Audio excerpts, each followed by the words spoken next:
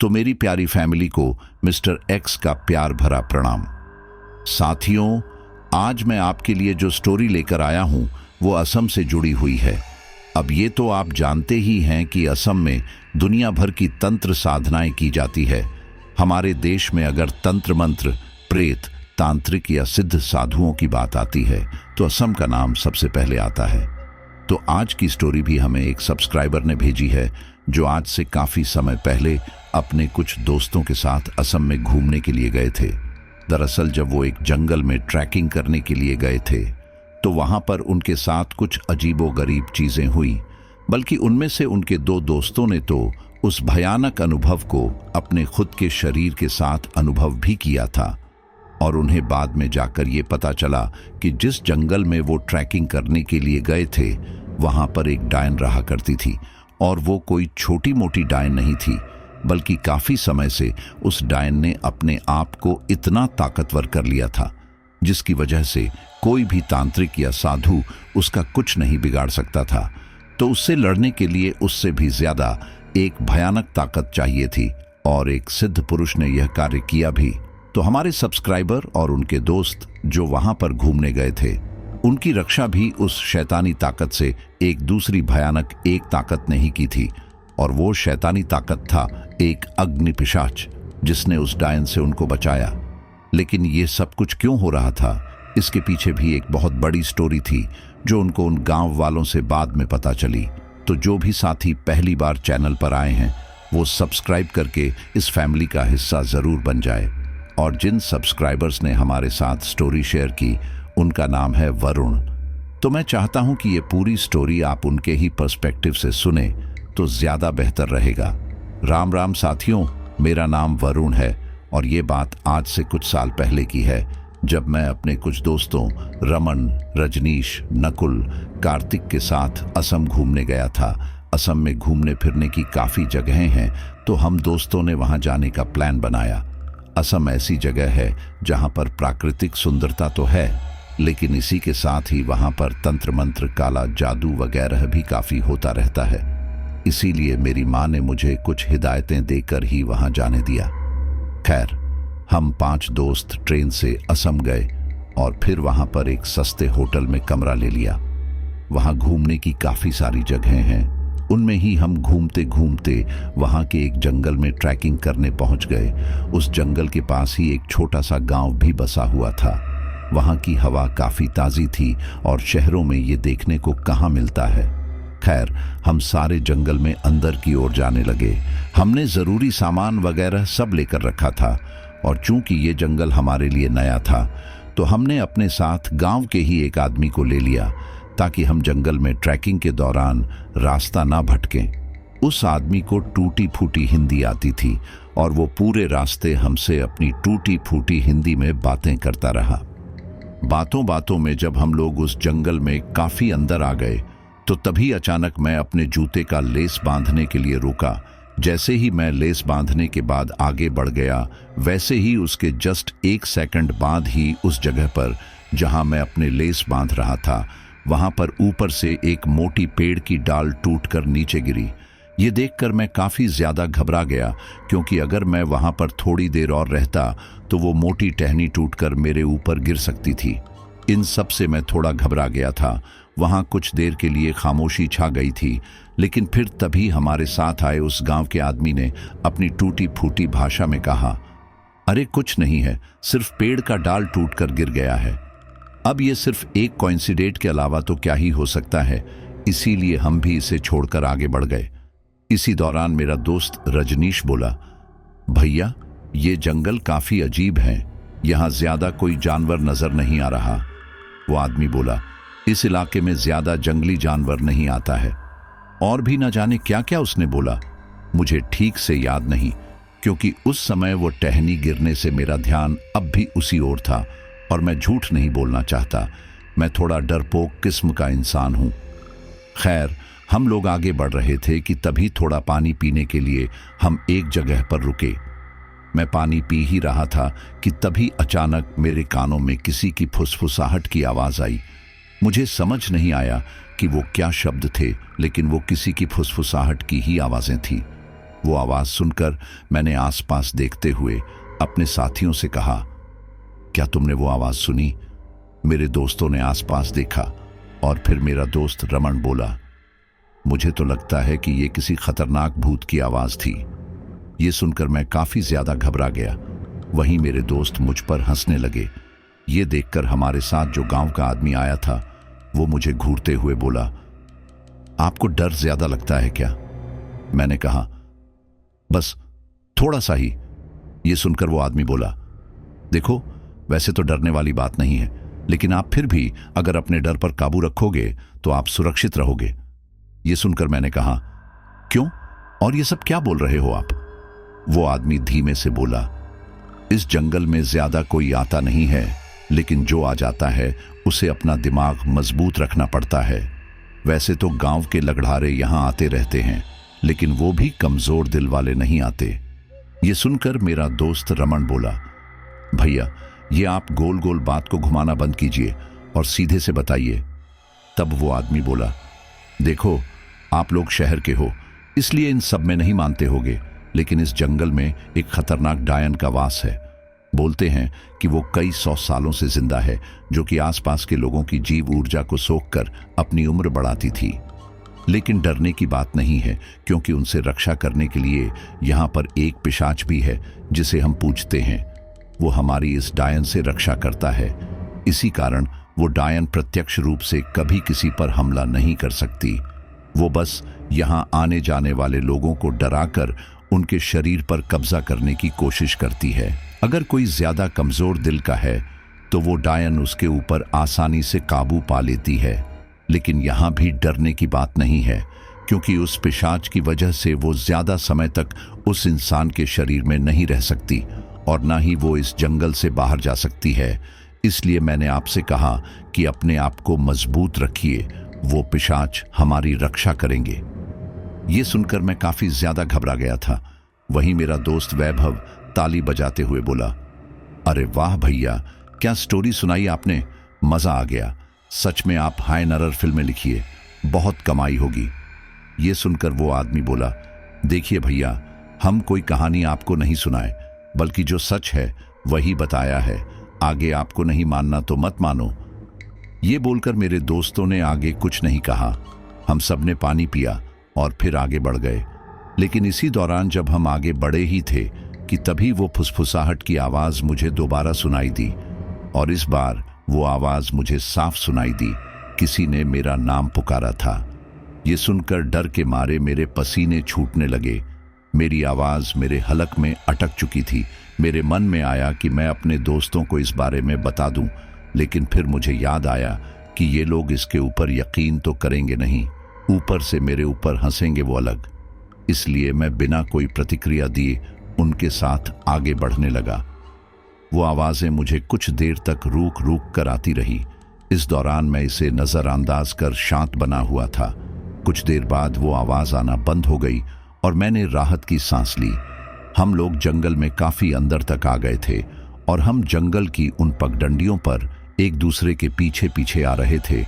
डर के मारे मैं बीच में आ गया था। सबसे पीछे हमारा दोस्त रमन था। जब हम काफी अंदर तक आ गए तब वो आदमी जो हमारे साथ आया था बोला, आगे दूसरे गांव जाने वाली रोड है, इसलिए अब हमें चलना चाहिए। इस पर हम सारे मान गए और वापस जाने लगे। लेकिन जब हम पीछे मुड़े तब हमने पाया कि हमारा दोस्त रमन, जो कि सबसे पीछे चल रहा था, वो वहां नहीं था। अब वो कोई छोटी मोटी चीज तो था नहीं, जीता जागता इतना बड़ा इंसान था। इसलिए हम लोगों ये जैसे ही देखा वैसे ही काफी घबरा गए और उसे आवाजें देने लगे। ये देखकर हमारे साथ आया आदमी बोला, अरे आप लोग डरिए मत, वो यहीं कहीं होंगे, डरने की बात नहीं है, वो पिशाच उसे कोई नुकसान नहीं पहुंचने देंगे। ये सुनकर मेरा दोस्त कार्तिक झल्लाते हुए बोला, अरे चुप करो और अपनी इन ख्याली दुनिया से बाहर आओ। ये भूत प्रेत चुड़ैल वगैरह कुछ नहीं होता। हो ना हो इन गांव वालों की अफवाहों की वजह से सुनसान जगह देखकर नशेड़ियों ने इस जगह पर कब्जा किया हुआ होगा और अब उन्होंने लूटने के लिए रमन को अगवा कर लिया। ये सुनकर हमें उसकी बात सही लगी और फिर हम सारे तेजी से जंगल में उसे आवाज लगाते हुए ढूंढने लगे। लगभग 10-15 मिनट बाद रमन एक दिशा से भागता हुआ हमारे पास आया और घबराते हुए बोला, अरे यार तुम यहाँ हो। ये सुनकर रजनीश बोला, वो सब छोड़, तू कहाँ चला गया था मरने के लिए? देख, अनजान जगह है, अगर तुझे कुछ हो जाता तो। रमन बोला, अरे यार मैं पेशाब करने के लिए रोका था। जब पेशाब करके मैं जाने लगा तो दूसरी दिशा से तुम लोगों की आवाज आई, तो मैं उस आवाज की दिशा में जाने लगा, लेकिन तुम लोग मुझे मिले नहीं। फिर अभी तुम लोगों की आवाज आई तो मैं जब यहां आया तब तुम मिले। ये सुनकर वो आदमी बोला, अरे भैया, वो डायन आपको तरह तरह की आवाजें देकर आपको अपने पास बुलाने की कोशिश करेगी, लेकिन अगर आप निडर हुए तो वो आप तक पहुंच नहीं पाएगी। ये सुनकर मेरा दोस्त नकुल झल्लाते हुए बोला, तुम अपनी ये घटिया कहानी सुनाना बंद करोगे? बहुत समय से तुम्हारी बकवास सुन रहा हूं। ये सुनकर वो आदमी बोला, अच्छा तो फिर इनको ये आवाजें क्यों आई वो बताओगे? वो आवाज तो आप लोगों की थी ना, लेकिन आप लोग तो उल्टी दिशा में गए ही नहीं ना। आप मानो या ना मानो, डायन वाली बात सच है। अब ये सुनकर नकुल गुस्से में बोला, अरे मैं नहीं मानता, और अगर वो डायन सच में है तो आए मेरे सामने, उसे तो बताऊंगा अच्छे से, उस सासू की तो मैं। अब यहां आपको मैं ये बता दूं कि नकुल इतने गुस्से में आ गया था कि उसने कुछ अपशब्द उस डायन को कह दिए थे जो कि मैं बताना नहीं चाहता, लेकिन आप लोग समझ ही गए होंगे। खैर, ये सब सुनकर वो आदमी बोला, अरे भैया, आप ये सब उस डायन को मत बोलिए, वरना अगर उस डायन को गुस्सा आ गया तो आपकी खैर नहीं। वो अभी तो आपको सिर्फ आवाजें दे रही है, बाद में ज्यादा नुकसान भी पहुंचा सकती है। ये सुनकर नकुल बोला, एक बार सामने आए तो बताता हूं उसे तो, और तुम ये हमें डराना बंद करो, समझे? ये कहानी अपने गांव के बच्चों को सुनाओ, वो तुमसे डरेंगे। और वैसे भी तुम्हें हमें ये जंगल घुमाने के पैसे मिले हैं ना, कि कोई कहानी सुनाने के, तो वही करो। ये सुनकर रमन बोला, लेकिन यार सच में मुझे तुम लोगों की आवाज आई थी तो क्या वो? नकुल बोला, इस बारे में हम बाद में सोचेंगे, अभी साथ ही चलते हैं। सब लोगों को ये बात सही लगी और फिर हम सारे तेजी से बाहर की ओर जाने लगे। अब तक हम सारे ही काफी ज्यादा घबरा चुके थे, इसीलिए हम में से कोई भी सबसे पीछे चलने को तैयार नहीं था, तो नकुल ही सबसे पीछे चलने लगा। हम सारे एकदम चुपचाप आगे बढ़ रहे थे। लगभग 10 से 15 मिनट बाद मैं, जो कि नकुल से ठीक आगे चल रहा था, मुझे पीछे से नकुल ने धक्का दिया और मैं आगे चलने वाले अपने दोस्तों पर गिर पड़ा, और फिर वो सारे अपने से आगे मौजूद लोगों पर जा गिरे। हम सारे गुस्से में कुछ कहते, उससे पहले ही नकुल के चीखों की आवाज हमें सुनाई दी। हम सारे जल्दी से एक दूसरे के ऊपर से हटे तो पाया नकुल पेट के बल पड़ा था और कोई अदृश्य चीज उसे पैरों से घसीटते हुए जंगल में अंदर की ओर ले जाने लगी थी। ये सब देखकर हम सभी को बात समझने में देर ना लगी और हम सारे जल्दी से उठकर नकुल के पीछे पीछे आने लगे। नकुल उस अदृश्य चीज से घिसटते हुए तेजी से जंगल में अंदर की ओर जाने लगा था और हम सारे उसके पीछे जाने लगे थे। इसी दौरान मैंने नकुल को पकड़ लिया। यहां मैं आपको एक बात बता दूं कि मैं भले ही डरपोक था, लेकिन मैं दौड़ता बहुत तेज हूं, इसलिए मैंने उसे जल्दी ही पकड़ भी लिया। अब यहां पर मुझे यही लगा था कि मेरे रोकने से शायद वो रुक जाए, लेकिन ऐसा कुछ नहीं हुआ, बल्कि अब मैं भी उसके साथ घिसटता हुआ पीछे की ओर ही जा रहा था। मैं काफी ज्यादा घबरा चुका था, लेकिन मैंने फिर भी अपने दोस्त का हाथ नहीं छोड़ा। वो अदृश्य शक्ति हम दोनों को घसीटते हुए थोड़ी दूर तक ले आई और उसके बाद अचानक से ही हम दोनों रुक गए। हम दोनों काफी ज्यादा घबरा गए थे, लेकिन नकुल ज्यादा डर गया था, क्योंकि वो जो कोई भी अदृश्य शक्ति थी उसका मेन टारगेट मैं नहीं बल्कि नकुल था। जंगल के उबड़ खाबड़ रास्ते पर घिसटने के कारण हम दोनों थोड़े जख्मी भी हो गए थे, लेकिन उससे ज्यादा हमारे मन में बैठा भय हमें डरा रहा था। हम दोनों संभालते हुए अपने दोस्तों की हेल्प से उठ रहे थे, तभी वो आदमी बोला, आपने उस डायन के बारे में उल्टा सीधा बोलकर काफी गलत किया और अब वो डायन तुमसे इसका बदला लेगी। वो तो शुक्र करो कि वो पिशाच यहां पर है, जिस वजह से उसने तुम्हें छोड़ दिया, नहीं तो पता नहीं तुम लोगों का क्या होता। नकुल को अपनी गलती पर पछतावा हो रहा था और अब उसे डर लगने लगा था कि वो यहाँ से जिंदा भी बचकर जा पाएगा या नहीं, इसलिए वो हमारे बीच में चल रहा था। हम सारे काफी ज्यादा घबरा गए थे और घबराते हुए आगे पीछे देखकर चलने लगे। हमें डर था कि कहीं ऐसा दोबारा ना हो जाए। हम लोग ऐसे ही डर के साए में आगे पीछे देखते हुए जंगल से बाहर की ओर जा रहे थे। इसी तरह से हमने वो जंगल पार किया। हम सब ने जंगल की सीमा पार की और फिर उस आदमी को उसका पैसा देकर हम लोग वापस अपने होटल आ गए। अगले दिन हम लोग इस सफर की थकान के कारण थोड़ा ज्यादा सो लिए, जिसके कारण हम लोग काफी लेट हो चुके थे। हमें एक जगह से आगे के लिए बस पकड़नी थी और अगर हम बाई रोड जाते तो बस हमें मिलना मुश्किल था। इसलिए हमने एक प्लान बनाया। उस जगह तक जाने का एक शॉर्टकट भी था और वो था वही जंगल। अब हाल ये था कि या तो हम उड़कर वहां तक पहुंच जाते हैं या तो उस जंगल के शॉर्टकट के सहारे। पहला रास्ता पॉसिबल नहीं था तो हमें दूसरा रास्ता ही अपनाना पड़ा, क्योंकि अगर हमने ये बस नहीं पकड़ी तो अगली बस न जाने कब तक आए। नकुल और मैं, जो कि काफी ज्यादा घबरा चुके थे, हम जाना नहीं चाहते थे। हमने उन्हें समझाया कि दूसरी बस आ जाएगी, नहीं तो एक दिन और रुक लेंगे, लेकिन हमारे तीनों दोस्त नहीं माने, इसलिए मजबूरन हमें भी उनके साथ ही जाना पड़ा। हमें वह रास्ता याद हो चुका था जहां से दूसरी तरफ जाने का शॉर्टकट था, इसलिए हमने इस बार अपने साथ किसी को नहीं लिया और हम पांचों वहां पर आगे की ओर बढ़ चुके थे। इस दौरान नकुल बार बार बोल रहा था, मुझे माफ कर दो, मैं दोबारा से ऐसा नहीं करूंगा। मुझे माफ कर दो, मैं तुम्हारा से ऐसा नहीं करूंगा। अब यह उसके बोलने का असर था या उस पिशाच का साथ, जिसकी वजह से हमारे साथ इस तरह की कोई घटना नहीं हुई।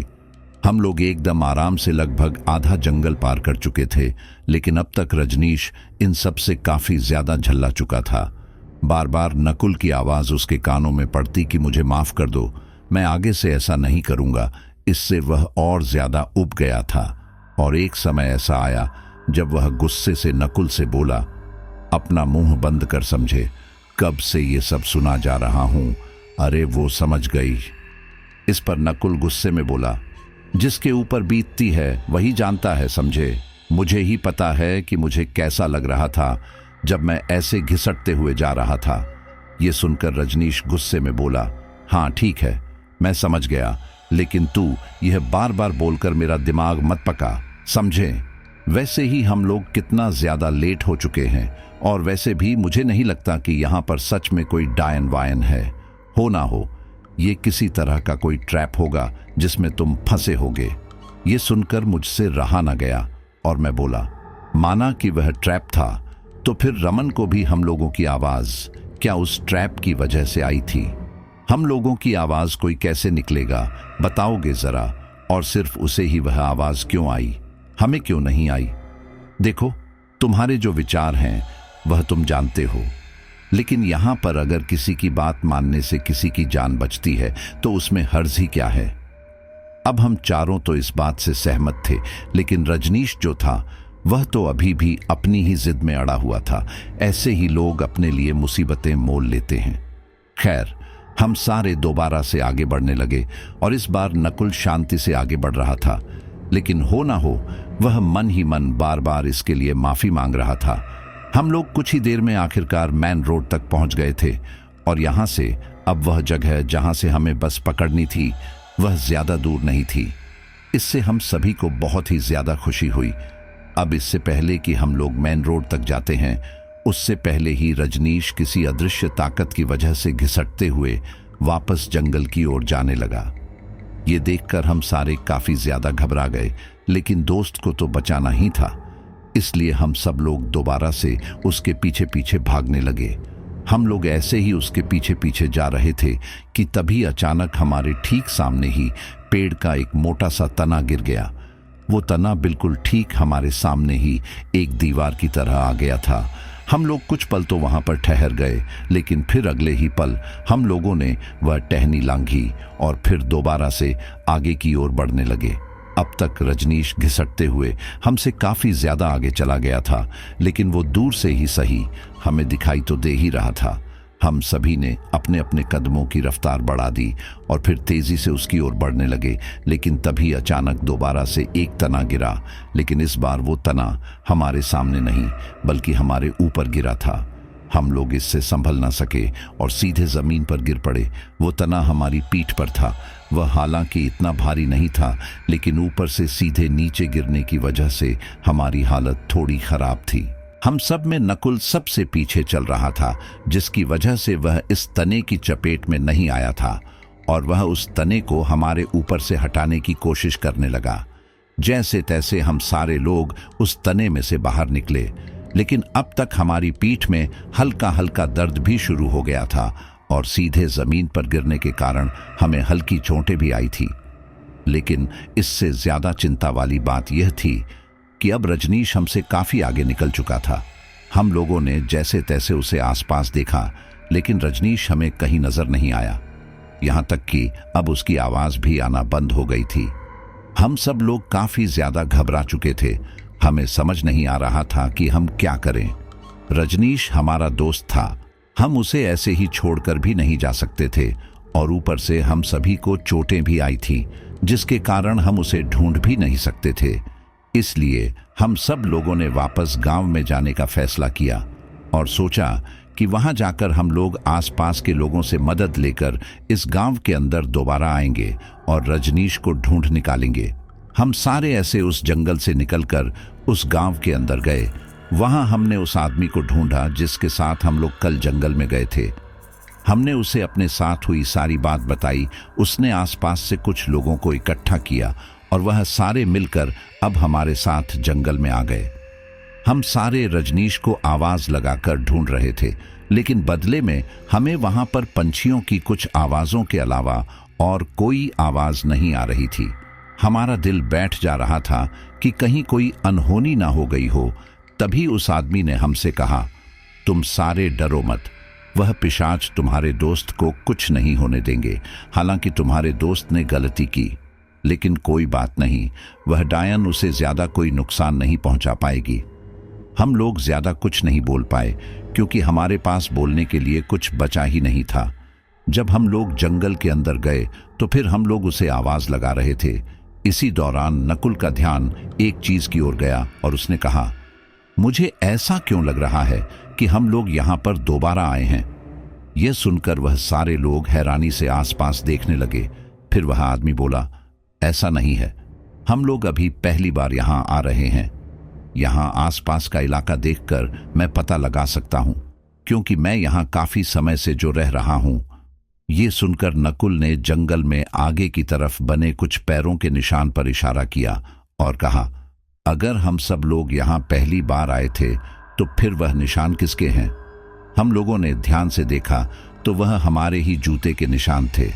हम सब लोग काफी घबरा गए, वहीं वह गांव वाले भी। तभी उनमें से एक गुस्से में कुछ बोला जो कि हमें समझ नहीं आया। हमने उस आदमी से पूछा, तब उसने कहा, तुम्हारे दोस्त को क्या जरूरत थी उस डायन के बारे में कुछ भी बोलने की। देखा, अब हो गई ना मुसीबत। यहां पर पता नहीं क्या कर दिया है, जिसकी वजह से हमें सारे ही रास्ते अलग अलग नजर आ रहे हैं, जबकि हम लोग एक ही जगह पर बार बार घूम रहे हैं। यही चलता रहा तो हम लोग रास्ता भटक जाएंगे। इसीलिए मैं तो बोलता हूं कि तुम्हारा दोस्त अपने आप ही वापस आ जाएगा, लेकिन अब हमें चलना चाहिए। यह सुनकर हम सारे लोग एक दूसरे का मुंह ताकने लगे। हमारा मन नहीं था वापस जाने का। हम सोचने लगे कि आखिर किया तो किया क्या जाए। इन लोगों की बात भी सही थी, लेकिन हम अपने दोस्त को ऐसे मरने के लिए भी तो नहीं छोड़ सकते थे। हमें नहीं पता कि वह पिशाच सच में यहां है कि नहीं, लेकिन अगर वह डायन सच में हुई तो वह हमारे दोस्त नहीं छोड़ने वाली। इसलिए हम सब लोगों ने वापस जाने से मना कर दिया। इस पर वह सारे गांव वाले ज्यादा कुछ नहीं बोले और वहां से वापस जाने लगे। वहीं हम लोग आगे की तरफ बढ़ गए। कुछ देर बाद सामने से वही गांव वाले हमें आते दिखाई दिए। यह देखकर हम लोग काफी ज्यादा घबरा गए, वहीं वह लोग भी। तब वह आदमी गुस्से में बोला, तुम लोगों की वजह से हम लोग भी यहां से बाहर नहीं निकल पा रहे। छोड़ो यह सब, हमें यहां से बाहर जाना चाहिए। तब रमन बोला, आप लोगों को हमारे साथ नहीं आना मत आइए। लेकिन हम हमारे दोस्त को मरने के लिए नहीं छोड़ने वाले।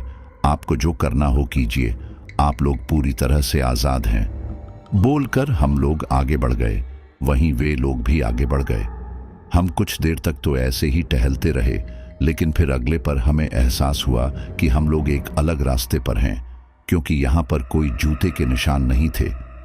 हम सारे लोग दोबारा से रजनीश रजनीश को आवाज़ लगाने लगे, लेकिन बदले में हमें रजनीश की कोई आवाज़ नहीं आई। हम लोग ऐसे जख्मी हालत में शाम तक उसे ढूंढते रहे, लेकिन वह हमें नहीं मिला। इसलिए हमने वापस जाने का सोचा। हमने सोचा था कि वापस उस होटल में चेक इन कर लेंगे। यहाँ एक कमाल की बात हुई थी। हमें जंगल के अंदर आने में जितनी कठिनाई हुई थी, बाहर निकलने के लिए जरा भी कठिनाई नहीं हुई। हमें आराम से रास्ता मिल गया। हमें समझ आ चुका था कि यानी यह डायन जो भी है, इसका निशाना हम लोग नहीं बल्कि रजनीश ही है, इसलिए यह हमें उस तक पहुंचने नहीं देना चाहती। खैर, हम लोग जंगल से बाहर आकर वापस उस होटल में चले गए। वहां जाकर हमने पहले तो दवाई वगैरह लगाई, फिर खाना वाना खाकर सोचने लगे कि आखिर क्या किया जाए। मुझे काफ़ी घबराहट हो रही थी, क्योंकि जंगल में हमारा दोस्त बिल्कुल अकेला था। अकेला भी नहीं कह सकते, उस डायन के साथ था, और कह नहीं सकते कि वह डायन उसके साथ क्या करे। इसी दौरान नकुल ने कुछ सोचते हुए कहा, यह डायन इतनी आसानी से हमें रजनीश तक पहुंचने नहीं देगी। इसका एक ही तरीका है कि हम वहां पर किसी ऐसे के साथ जाएं जो हमें उस तक पहुंचने दे, और वह ऐसा इंसान तो कोई तांत्रिक या ओझा ही हो सकता है, क्योंकि वहीं इससे भिड़ सकता है। हम जैसे आम इंसानों का इससे भिड़ पाना संभव नहीं है। हमें यह बात बिल्कुल सही लगी, और फिर हम लोग अगले दिन उस गांव में से किसी तांत्रिक या ओझा को ढूंढने लगे। हमें ऐसा इंसान ढूंढने में ज्यादा समय नहीं लगा, क्योंकि वह जगह असम थी, और असम में ऐसे लोगों की कमी नहीं है।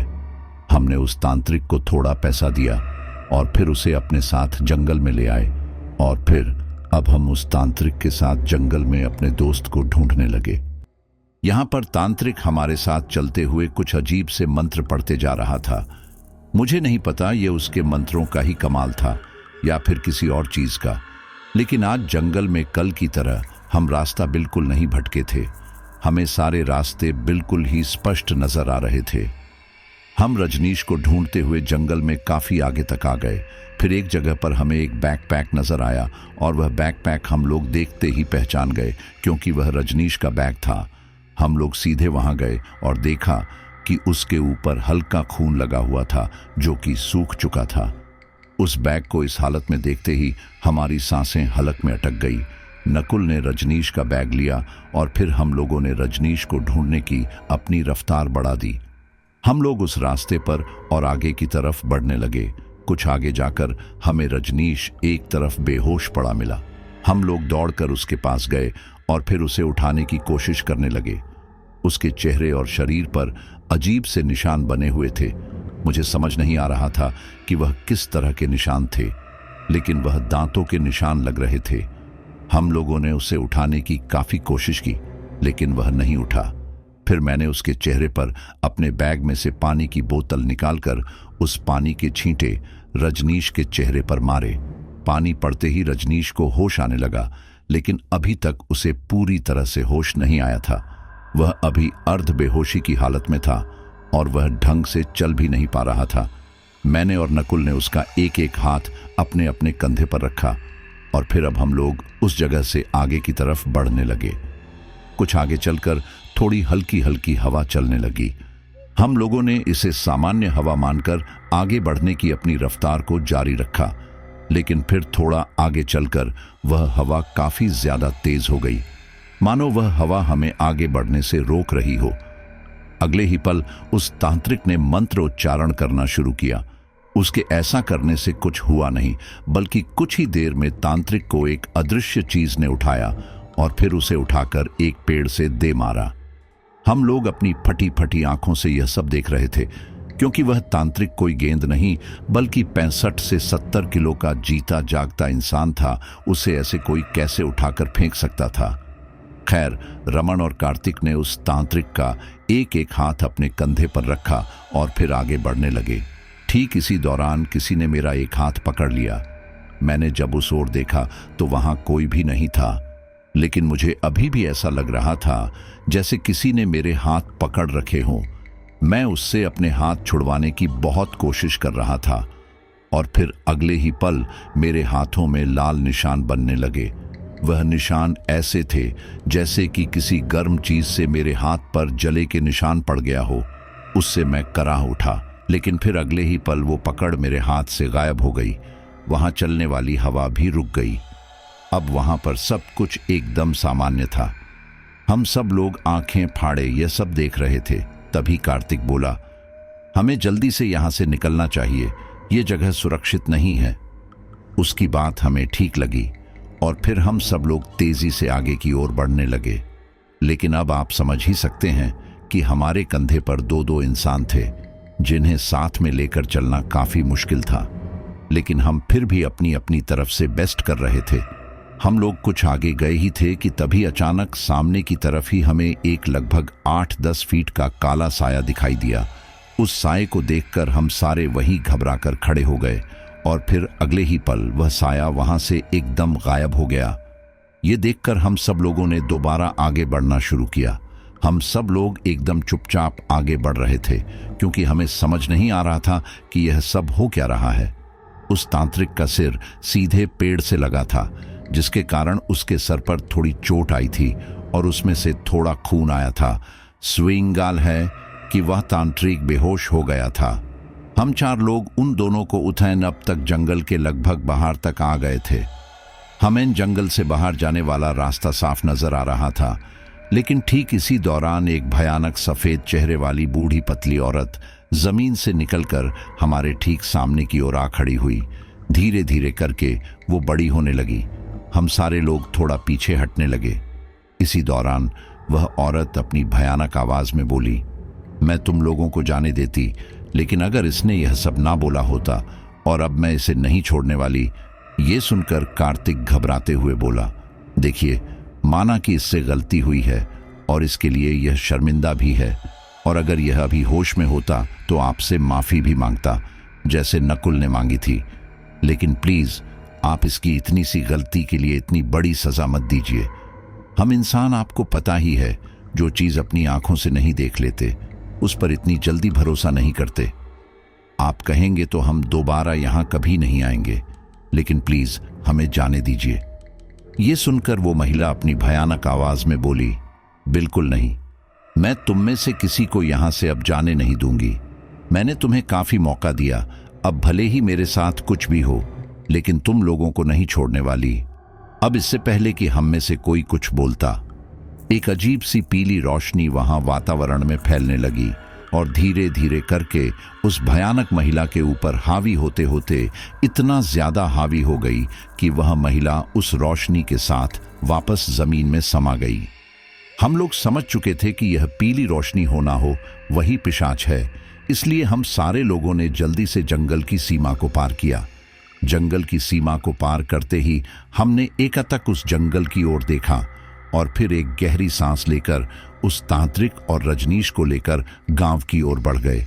उस तांत्रिक के सिर पर लगी थी और रजनीश भी अभी अर्ध बेहोशी की हालत में था, इसीलिए हम उन दोनों को लेकर गांव के ही छोटे मोटे किसी डॉक्टर के पास लेकर गए। ये तो अच्छा था कि उन दोनों को ज्यादा नहीं लगी थी। डॉक्टर ने उनकी पट्टियां की और फिर उन्हें दर्द की दवा देकर एक एक ग्लूकोज की बोतल भी चढ़ा दी। जब तक उन दोनों को बोतलें चढ़ रही थी, तब तक हम चारों उस छोटी सी क्लिनिक से बाहर आ गए, क्योंकि वहां ज्यादा लोगों के आने की जगह नहीं थी। हम सारे लोग बाहर खड़े थे। इतने में ही डॉक्टर ने हमसे कहा कि हमारा दोस्त रजनीश हमें बात करने के लिए बुला रहा है। हम चारों अंदर आ गए। अब तक रजनीश को लगभग पूरी तरह से होश आ चुका था और वो बोला, वहां सच में वो डायन है दोस्तों। जब तुम लोग मेरी आंखों से ओझल हुए, तब वो अदृश्य शक्ति मुझे घसीटते हुए जंगल के एक घने हिस्से में ले आई। रजनीश ने जो उस समय देखा और अनुभव किया, वो सब अपने दोस्तों को बताने लगा, जिसे मैं आपको उसी फ्लैशबैक में जाकर बताता हूं। दरअसल एक अदृश्य शक्ति रजनीश को घसीटते हुए जंगल के घने हिस्से में ले आई। वहां आसपास घने पेड़ों के अलावा कुछ और नजर नहीं आ रहा था उस जगह पर इतने घने पेड़ थे कि वहां पर सूरज की रोशनी भी मुश्किल से जमीन पर आ पा रही थी। रजनीश को वहां लाकर छोड़ दिया गया। वो घबराते हुए आसपास देख रहा था, लेकिन वहां उसे कोई नजर नहीं आया। लेकिन जब वो उस जगह से उठकर जाने लगा, उसने एक कदम बढ़ाया ही था कि तभी उसे एक जोरदार थप्पड़ पड़ा और वो वापस उस जगह पर गिर पड़ा। वो थप्पड़ इतना जोरदार था कि कुछ समय के लिए तो रजनीश को कुछ सुनाई ही नहीं दिया। कुछ देर बाद जब उसके होश थोड़े संभले तो उसने फिर आसपास देखा, लेकिन फिर अगले ही पल उसके ठीक सामने ही हवा में एक भयानक सा चेहरा बनने लगा। उसे देखकर रजनीश घबराते हुए पीछे की तरफ खिसकने लगा। तभी एक भयानक आवाज उसे सुनाई दी, तुझे ज्यादा ही यकीन नहीं हो रहा था ना मेरे ऊपर? अब जब तू मरते दम तक यहीं रहेगा तो तुझे पता चलेगा। ये बोलकर एक अदृश्य साये ने रजनीश को दोबारा एक जोरदार थप्पड़ मारा। रजनीश काफी ज्यादा घबरा चुका था। वो जैसे ही उस जगह से उठने की कोशिश करता, कोई अदृश्य साया उसे पीटने लगता। इसलिए वो चुपचाप अपनी जगह पर बैठ गया। लेकिन उसे ये भी पता था कि उसके दोस्त उसे बचाने जरूर आएंगे, इसलिए वो अब उनकी राह ताकने लगा। कुछ घंटे बाद उसे उसके दोस्तों की आवाजें आई। ये सुनकर उसकी आंखों में चमक आ गई। उसने सोच लिया था कि अगर जिंदा बचना है तो उसे कैसे भी करके यहां से भागना पड़ेगा। इसलिए वो अपनी पूरी ताकत लगाकर खड़ा हुआ और वहां से भागने की कोशिश करने लगा। लेकिन इसी दौरान ही उसका शरीर हवा में उठा और फिर उसका शरीर सामने मौजूद पेड़ से जा टकराया। इस दौरान उसके सिर पर भी चोट आई थी, जिसके कारण कुछ ही देर में उसकी आंखों के आगे अंधेरा छा गया और वो बेहोश हो गया। देर रात जब उसकी आंख खुली तो वहां घुप अंधेरा था, लेकिन इस दौरान उसे ऐसा महसूस हो रहा था जैसे कि कोई उसके हाथ पैरों को चाट रहा हो और काट रहा हो। वो जो कोई भी था, इंसान तो शायद नहीं था, क्योंकि उसकी जीभ किसी आम इंसान से ज्यादा बड़ी थी और वो रजनीश के शरीर पर मौजूद घाव में से उसका खून चूस रहा था। कुछ देर बाद रजनीश के कान में वही आवाज गूंजी, मैं तुझे एक झटके में नहीं मार सकती, लेकिन इस तरह से तेरा खून पीकर थोड़ी ज्यादा ऊर्जा तो पा ही सकती हूं। यह सुनकर रजनीश काफी घबरा गया। वो अपनी जान बचाने के लिए उठने की कोशिश करने लगा, लेकिन शरीर में ज्यादा कमजोरी होने के कारण वो उठ नहीं पाया और फिर अगले ही पल उसके होश दोबारा से खोने लगे और वो बेहोश हो गया। पूरी बात बताने के बाद रजनीश ने कहा, उसके बाद मुझे जब थोड़ा बहुत होश आया तो तुम लोग मेरे सामने थे। पहले तो मुझे लगा कि ये सब मेरा वहम था, लेकिन नहीं, मेरी किस्मत काफी अच्छी रही सच में। कार्तिक बोला, कोई बात नहीं, अब तुम आराम करो, वैसे भी तुम्हें बहुत कमजोरी हो गई है। हम लोग कल परसों घर के लिए निकल जाएंगे, अब यहाँ रहने का कोई मतलब नहीं है। और फिर वो आराम करने लगा और हम चारों बाहर आ गए। बाहर आते ही हमने देखा कि गांव के कुछ लोग झुंड बनाकर वहीं आ रहे थे। हम हैरानी से उन्हें देखने लगे। तभी वही आदमी जो हमारे साथ गया था गुस्से में बोला, तुम लोगों की वजह से हमारे गांव के एक आदमी के साथ ऐसा हुआ। अरे, जब पता था कि तुम्हारे दोस्त को वो डायन नहीं छोड़ेगी तो क्यों तुम हमारे गांव वाले को लेकर गए? ये सुनकर कार्तिक को गुस्सा आया और वो बोला, अगर हमारे दोस्त की जगह तुम्हारा कोई गांव वाला होता तब भी उसे मरने के लिए छोड़ देते। ये तांत्रिक जो हमारे साथ गया था तुम लोगों की तरह नहीं था, इसलिए वो हमारी मदद करने गया और आज उसी की वजह से हमारा दोस्त हमें वापस मिल गया। ये सुनकर वो आदमी हैरानी से बोला, तुम्हारा दोस्त मिल गया? मैंने कहा, जी हाँ, वो जंगल के बीचों बीच हमें घायल पड़ा मिला। डॉक्टर ने उसे दवा वगैरह लगा दी है। अब वो और वो तांत्रिक आराम कर रहे हैं। ये सुनकर वहां एकदम चुप्पी छा गई। फिर उनमें से एक बूढ़ा आदमी बोला, उस अग्नि पिशाच की वजह से वो डायन तुम्हारे दोस्त को ज्यादा नुकसान नहीं पहुंचा सकती थी, लेकिन अगर तुम सही समय पर ना पहुंचते तो जरूर उसे कुछ हो जाता। इस पर नकुल बोला, ये पिशाच और डायन का क्या माजरा है? कब से इस बारे में सुन रहे हैं? इस पर वो आदमी बोला, ये बात आज से बहुत समय पहले की है, जब ना तो वो डायन थी और ना ही वो पिशाच, और वो जंगल भी बिल्कुल सामान्य ही था। गांव वालों ने जो पूरा माजरा उन दोस्तों को सुनाया वो मैं आपको उस टाइम पीरियड में जाकर बताता हूं, ताकि आप पूरी स्टोरी को अच्छे से समझ पाएं। तो बहुत समय पहले 4 लकड़हारे उस जंगल में से लकड़ियां काटने जा रहे थे। इसी दौरान उनमें से एक की नजर एक जगह पर पड़ी जहां पर एक छोटा सा कलश रखा हुआ था। उस कलश को देखकर उस लकड़हारे ने हाथ में उठा लिया और अपने साथियों को वो कलश दिखाते हुए कहा, अरे ये देख, ये पीतल का कलश यहाँ पर पड़ा है, इसके ऊपर लाल कपड़ा भी बंधा हुआ है, ये क्या हो सकता है? उसका साथी बोला, अरे फेंक दे इसे, तुझे पता है ना कि यहाँ पर क्या क्या होता रहता है, फिर अनजानी चीज को ऐसे हाथ क्यों लगा रहा है? वो बोला, अरे मैं तो बस देख रहा था, वैसे भी ये पीतल का लौटा है, बहुत कीमत में बिकेगा। मैं तो बोलता हूं कि इसे बेचकर अपना आज रात का इंतजाम कर लेते हैं। ये सब लोग नशेड़ी थे। ये नशा करने के लिए इन्होंने इस पीतल के कलश के ऊपर लगे लाल कपड़े को खोलकर कलश खाली करने का सोचा, ताकि ये लोग कलश को बेच पाएं।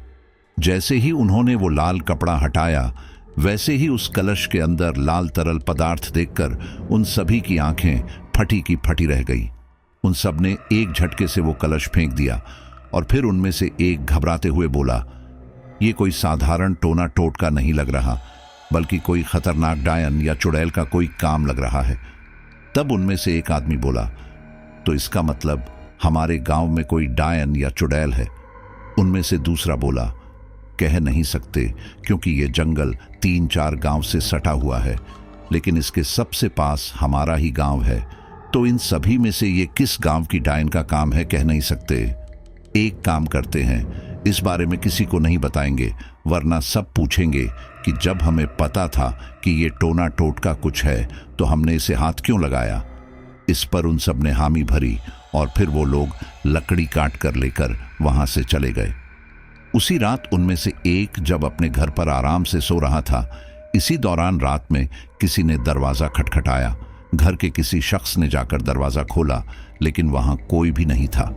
फिर इसे अपना वहम समझकर उसने दरवाजा लगा लिया। इसके बाद जब वो आदमी सुबह उठा तो शरीर में काफी दर्द हो रहा था, इसलिए वो उस दिन लकड़ी काटने जंगल नहीं गया। उस दिन के बाद से उसके शरीर में दर्द पहले से ज्यादा बढ़ने लगा। हर रात उसे ऐसा लगता जैसे कोई नुकीली चीज उसके शरीर में गड़ रही हो, लेकिन जब वह अपनी आंखें खोलता तो ऐसा कुछ नहीं होता। उसने वैद्य को भी दिखाया, लेकिन इसका कोई फायदा नहीं दिखा और कुछ दिनों के अंदर उसकी मौत हो गई।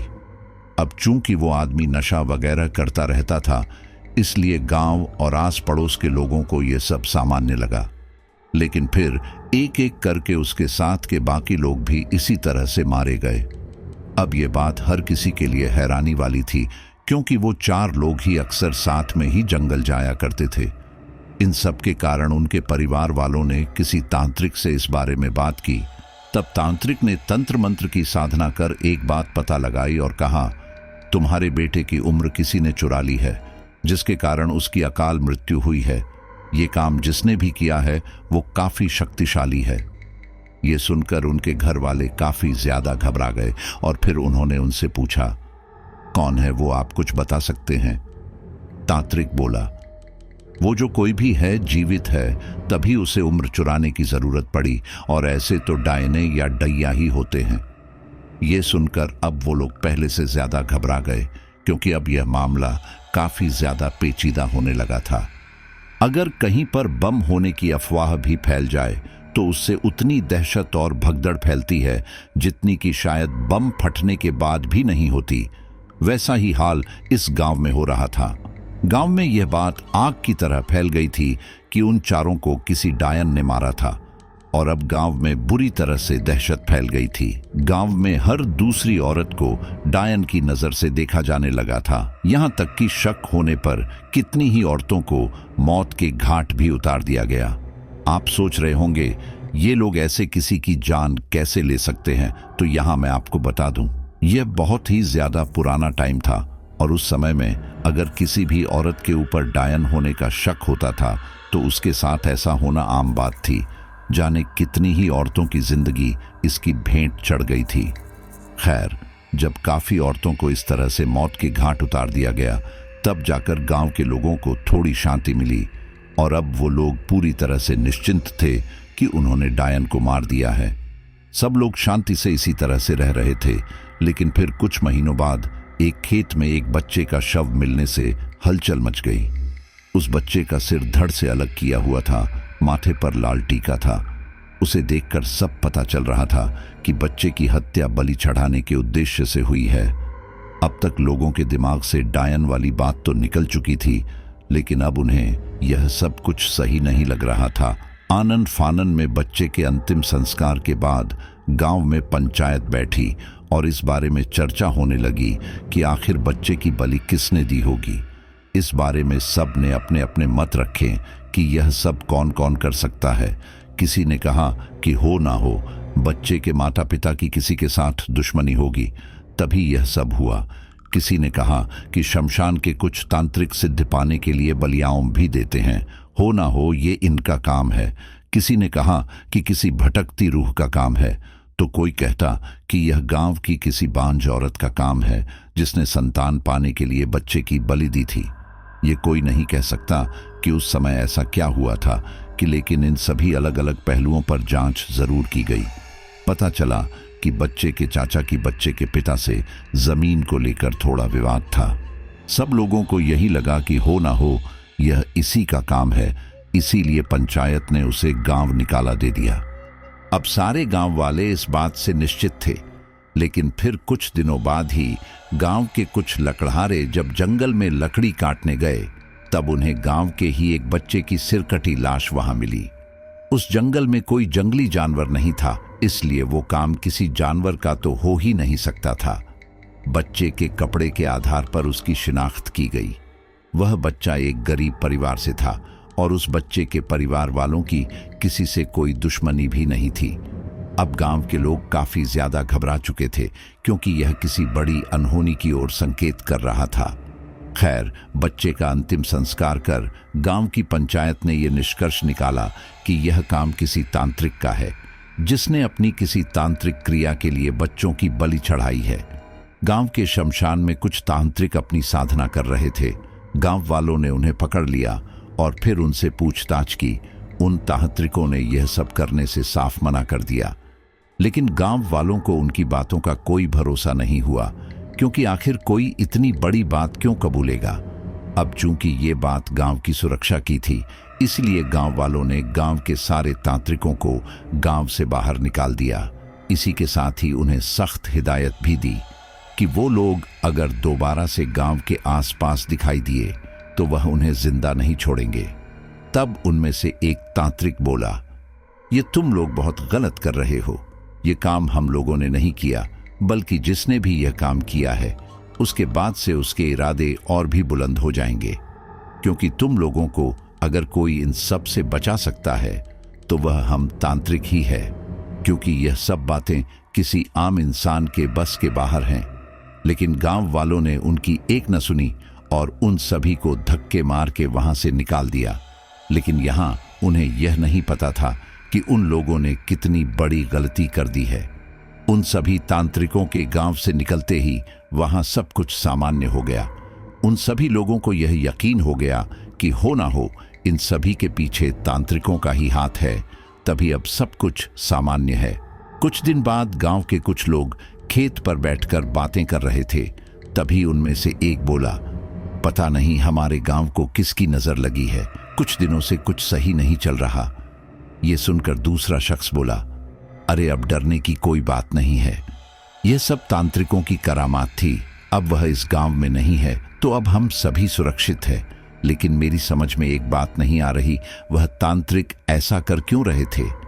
दूसरा आदमी बोला, अरे यह तांत्रिक लोग अपनी शक्तियां बढ़ाने के लिए न जाने क्या क्या करते होंगे, उसी के लिए ही उन्होंने यह सब किया होगा। वैसे भी मैंने सुना है बच्चों की बलियां देने से उन्हें काफी फल मिलता है। वो सभी बातें कर ही रहे थे कि तभी पीछे के खेत में से कोई आदमी घबराते हुए इस तरफ आया और बोला, अरे मेरे खेत में चलकर देखो, कोई अजीब सी चीज पड़ी हुई है। यह सुनकर सारे लोग दौड़कर उसके खेत में गए। वहां जाकर उन्होंने देखा कि खेत के अंदर के हिस्से में एक जगह पर लाल कपड़ा पड़ा हुआ था। उस लाल कपड़े में कोई चीज बंधी हुई थी। ये देखकर उन लोगों ने उस चीज को हाथ लगाया, तभी उनमें से एक बोला, अरे छोड़ दे इसे, कोई टोना टोटका लग रहा है, इसे हाथ मत लगा। दूसरा बोला, अरे देखें तो सही कि इसमें क्या हो सकता है, किसी ने कुछ इसमें छुपा के इधर छुपा रखा हो, देखा नहीं कितनी अंदर की तरफ ये कपड़ा था, अगर इसमें कोई कीमती चीज हुई तो वह हमारी होगी, और क्या। सब लोगों को उसकी बात सही लगी और फिर उन सब ने मिलकर उस लाल कपड़े को खोलकर देखा। उसके अंदर कुछ गहने रखे हुए थे। ये देखकर वही व्यक्ति बोला, देखा, मैं कहता था ना, इसमें जरूर कुछ और है। अरे इसे किसी ने यहां पर छुपा के रखा है और अब तो यह हमारा हुआ। यह सुनकर दूसरा आदमी बोला, लेकिन क्या हम ये गलत नहीं कर रहे हैं? अगर जिसका ये है उसने मांगा तो? वो आदमी बोला, अरे तुम बोल देना कि तुम्हें नहीं पता, वैसे भी तुमसे पूछकर थोड़ी ना यहां रख कर गया था, और कोई भी उठा सकता है, तो हमने उठा लिया, तो क्या गलत किया? चलो इसका बंटवारा करते हैं। ये बात उन सभी को सही लगी और फिर उन सब ने उन गहनों को आपस में बांट लिया। लेकिन यह इन्होंने सबसे बड़ी गलती की, क्योंकि यहां से जो शुरू होने वाला था वह काफी ज्यादा भयानक था। उन सब में एक आदमी था जिसका नाम मुझे ठीक से याद नहीं, शायद अदाल रासू या ऐसा ही कुछ नाम था। वह अपने हिस्से के गहने लेकर घर आ गया। वह इस बारे में अपने परिवार को बताना नहीं चाहता था, क्योंकि वरना वो लोग अपना मुंह खोल सकते थे। इसलिए उसकी योजना तो यही थी कि वह उन गहनों को चोरी छुपे बेच देगा। उसने वह गहने लगभग एक रात तक अपने घर में रखे और फिर अगले दिन जैसे ही वह वो गहने बेचने की सोच रहा था, गांव में सरपंच के घर पर सरपंच की बेटी की मौत की खबर आई। यह खबर सुनकर अदाल रासू गांव के बाकी लोगों के साथ उनके घर पर गया। सब लोगों ने मिलकर सरपंच के परिवार को हिम्मत दी और लड़की का अंतिम संस्कार करवाया। पूरा गांव उनके घर गया था, इसलिए ऐसे में गहने बेचने जाना उसे सही नहीं लगा। इसी के साथ ही गांव में कुछ दिनों तक माहौल हल्का ही रहा, इसलिए अदाल रासू ने कुछ दिनों तक गहने बेचने का सोचना बंद कर दिया। कुछ दिनों बाद गांव में खबर फैल गई कि सरपंच के घर पर चोरी हो गई है, कोई उनकी पत्नी के गहने लेकर फरार हो गया है। सरपंच ने बताया कि उनमें कौन कौन से गहने थे। ये सुनकर अदाल रासू और उसके साथियों के पसीने छूटने लगे, क्योंकि उन्हें उस खेत के अंदर से भी यही सब मिला था। उन सबको डर सताने लगा कि कहीं उनके ऊपर चोरी का इल्जाम ना लग जाए, जबकि उन्होंने चोरी नहीं की, लेकिन चोरी का माल उनके पास ही था। इस पर जिसके खेत से गहने मिले थे वह शख्स बोला, ये गहने ले जाकर सरपंच को दे देते हैं और उनसे कहते हैं कि चोरों ने इसे हमारे खेत में छुपा दिए थे, इससे कम से कम हम बच तो जाएंगे। अब यहां पर बाकी के लोग तो मान गए, लेकिन अदाल रासू हाथ आई लक्ष्मी को इतनी आसानी से जाने नहीं देना चाहता था। इसलिए वह बोला, अरे सरपंच को थोड़ी ना पता है कि गहने हमारे पास है। उन्हें तो यही लगता है कि कोई गहने लेकर रफू चक्कर हो चुका है, और हमारी भलाई इसी में है कि हम यह गहने बेचकर इस बात को यही भूल जाएं। ये बात हम लोगों के अलावा और जानता कौन है? वैसे भी उनके गहने एक हिसाब से चोरी हो चुके थे। अगर ये हमारे पास ना आते तो यह चोरी ही थे। तो इसमें हमारी किस्मत अच्छी थी, यह हमें मिल गया। और मेरी बात मानो, अगर हम सरपंच के पास गए तो वह यही सोचेंगे कि हमने पकड़े जाने की डर से यह झूठी कहानी बनाई है और बदनामी होगी हमारी सो अलग। अदाल रासू की बात सबको सही लगी और फिर वो सारे मिलकर ये गहने गांव से बाहर कहीं बेचने का सोचने लगे। वह सारे अपने अपने घरों से निकलकर एक साथ दूसरे गांव की ओर बढ़कर वहां के सुनार पर जाकर उन्होंने वह गहने बेचने के लिए कहा। इसी दौरान वहां पर सरपंच की पत्नी आ गई और उसने उन्हें देख लिया। सरपंच की पत्नी को वहां देखकर वह सारे लोग काफी ज्यादा घबरा गए। वही उस औरत ने सुनार से वह गहने लिए और कहा, आपको यह गहने किसने दिए? सुनार ने उन लोगों की ओर इशारा कर दिया। ये देखकर सरपंच की पत्नी ने उन्हें घूरा और कहा, तो वो तुम लोग थे? ये सुनकर अदाल रासू बोला, भाभी हमें माफ कर दीजिए। वह बोली, तुम लोग अभी यहां से मेरे साथ बाहर चलो, अगर पकड़े नहीं जाना चाहते हो तो। ये सुनकर वे सारे लोग लक्ष्मी के साथ सुनार की दुकान से बाहर आए। बाहर आगे जाकर जब लक्ष्मी ने पाया कि कोई नहीं है, तब वो बोली, देखो, अगर तुम लोग चाहते हो कि मैं अपने पति को इस बारे में कुछ ना बताऊं, तो जैसा मैं कहती हूं वैसा करो, नहीं तो मैं उन्हें सब बता दूंगी। फिर उसके बाद तुम लोग गांव में रहने लायक नहीं रहोगे। पता है ना सरपंच के घर पर चोरी करने का क्या अंजाम होता है। उन लोगों के पास इसके अलावा और कोई चारा भी तो नहीं था, इसलिए वह लोग इसके लिए फौरन मान गए। तब वह बोली, देखो आज की रात तुम्हें एक लड़की को मेरे घर पर लाना होगा और वो लड़की 5 से 10 साल के बीच की होनी चाहिए। ये सुनकर अदाल रासू का माथा ठनका और वो बोला, लड़की लेकर आनी है, लेकिन क्यों, आप उसका क्या करोगी? इस पर वह बोली, तुम्हें इससे क्या, तुम बस अपने काम से मतलब रखो, समझे? और अगर तुम लोग ना ला पाए तो याद रखना कल सुबह तक तुम लोग गांव से निकलने की तैयारी कर लेना। आखिर सरपंच के घर चोरी की है तुम लोगों ने। ये सुनकर उन सब लोगों के हाथ पांव फूलने लगे। वो सारे अदाल रासू को इसके लिए भला बुरा कहने लगे, क्योंकि वह सारे अच्छा खासा सरपंच को सब बताने वाले थे। लेकिन इसके कहने पर वह सब यहाँ गहने बेचने आ गए और अब इस मुसीबत में पड़ गए। और अब इन सब से बचने के लिए उन सब ने मिलकर अदाल रासू से उसकी 8 साल की बेटी को रात में सरपंच के घर पर भेजने के लिए कहा। अदाल रासू इसके लिए नहीं माना, क्योंकि वो अपनी बेटी से बहुत प्यार करता था और वो इसके अलावा गांव से निकलना पसंद करेगा। तब उन लोगों ने उससे कहा, देख, हम लोग तेरी वजह से ही इस मुसीबत में फंसे हैं, इसलिए जो करना है तुझे करना होगा। तू उन्हें कोई भी लड़की लाकर दे दे और बात खत्म कर। अदाल रासू इसके लिए मान गया और फिर वे सारे अपने अपने घरों की तरफ बढ़ गए। अदाल रासू के पड़ोस में एक परिवार रहता था, जिनके घर में एक ऐसी बच्ची थी जो कि दिमाग से थोड़ी कम थी। अदाल रासू ने सोचा कि अगर वो इस बच्ची को बहला फुसला कर अपने साथ ले जाए तो वो किसी को बता भी नहीं पाएगी, और अगर बता भी दिया तो कोई उसकी बातों का यकीन नहीं करेगा। अब गांव के घर तो आपको पता ही है कि कैसे होते हैं। बड़े बड़े आंगन और लोगों के घर आपस में काफी हद तक जुड़े होते हैं। अदाल रासू ने एक योजना बनाई और घर पर काफी ज्यादा खीर बनवाई और फिर मौका पाकर उस खीर में नशे का कुछ डाल दिया और फिर अपनी पत्नी को पड़ोस में भी खीर देकर आने के लिए कहा। रात में अदाल रासू को छोड़कर सबने खीर खाई और फिर सब लोग गहरी नींद में सो गए। देर रात अदाल रासू उठा और फिर अपने घर की छत से पड़ोसी के घर जा पहुंचा।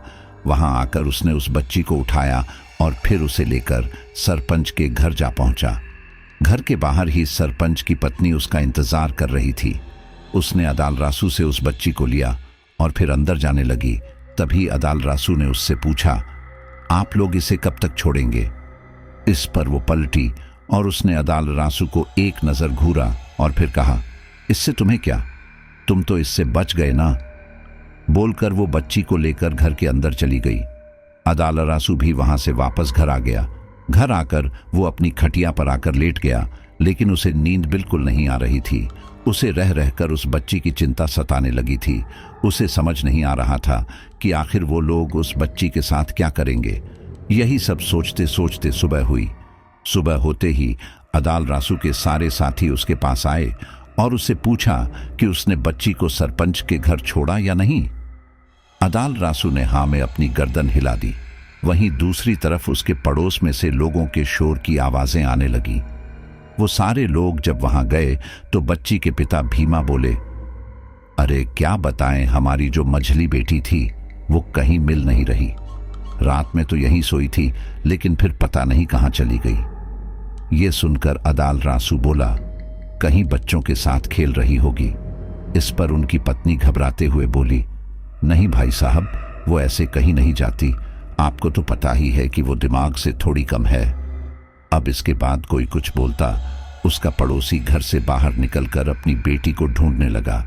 इस दौरान अदाल रासू और उसके साथी भी उसके साथ जाने लगे। वो पूरे गांव में बच्ची को ढूंढने लगे, लेकिन उन्हें बच्ची कहीं नहीं मिली। इसी दौरान एक आदमी भागता हुआ उन लोगों के पास आया और बोला, अरे भीमा, वो तुम्हारी बेटी जंगल में बेहोश पड़ी है। मैं अभी शौच के लिए वहां गया तो उसे वहां पड़ा देखा। ये सुनकर अदाल रासू और उसके साथियों को बहुत हैरानी हुई। वहीं भीमा उससे बोला, अरे अगर ऐसा है तो तुम उसे लेकर क्यों नहीं आए? वो आदमी घबराते हुए बोला, अरे, उस बच्ची के गले में सूखे फूलों की अजीब सी माला है। इसी के साथ ही उसके माथे और बालों पर बहुत सारा कुमकुम लगा हुआ है। उसे देखकर साफ पता चल रहा था कि उसके ऊपर कोई टोना टोटका किया हुआ है, इसलिए मैं तो वहां से भाग आया। ये सुनकर भीमा दौड़ते हुए जंगल के अंदर की ओर भागा। जंगल में थोड़ा अंदर ही उसकी बेटी कोमल घास पर बेहोश पड़ी हुई थी। भीमा ने उसे उठाया और उसे लेकर घर आ गया। उसे पानी के छींटे मारकर होश में लाया गया। उसे होश में देखते ही सब लोगों ने राहत की सांस ली, लेकिन उसके बाद उस बच्ची ने जो कहा वो सुनकर किसी को यकीन नहीं हुआ। होश में आते ही बच्ची बिल्कुल सामान्य बच्चों की तरह बर्ताव कर रही थी। वहीं दूसरी तरफ उसकी मां ने उससे पूछा कि आखिर वो कहाँ चली गई थी। उस बच्ची ने वहां खड़े अदालरासू की ओर देखा और फिर सबसे कहा, मुझे याद नहीं। मुझे इतना याद है कि मैं बिस्तर पर सो रही थी और जब मुझे होश आया तब भी मैं घर पर ही थी। इसके बाद कोई कुछ ना बोल सका। वहीं दूसरी तरफ भीमा की पत्नी बोली, चलो जो हुआ अच्छा हुआ, इससे हमारी बेटी तो कम से कम ठीक हो गई। भीमा को भी ये बात सही लगी, इसलिए वो भी इस बारे में भूलकर अपना सामान्य जीवन जीने लगा। वहीं दूसरी तरफ उनकी वो बेटी भी सबके साथ खेलने कूदने लगी। अदालरासू और उसके साथियों को अब पता चल चुका था कि सरपंच की पत्नी काला जादू वगैरह करती है और उसका टोना इतना ज्यादा प्रभावशाली था कि वो एक दिमागी रूप से विकलांग बच्ची को तक ठीक कर सकती है। ऐसी औरत का गांव में रहना सही नहीं था, क्योंकि ये आगे चलकर किसी को भी नुकसान पहुंचा सकती है। इसलिए उन सब ने मिलकर ये बात सरपंच को बताने की सोची।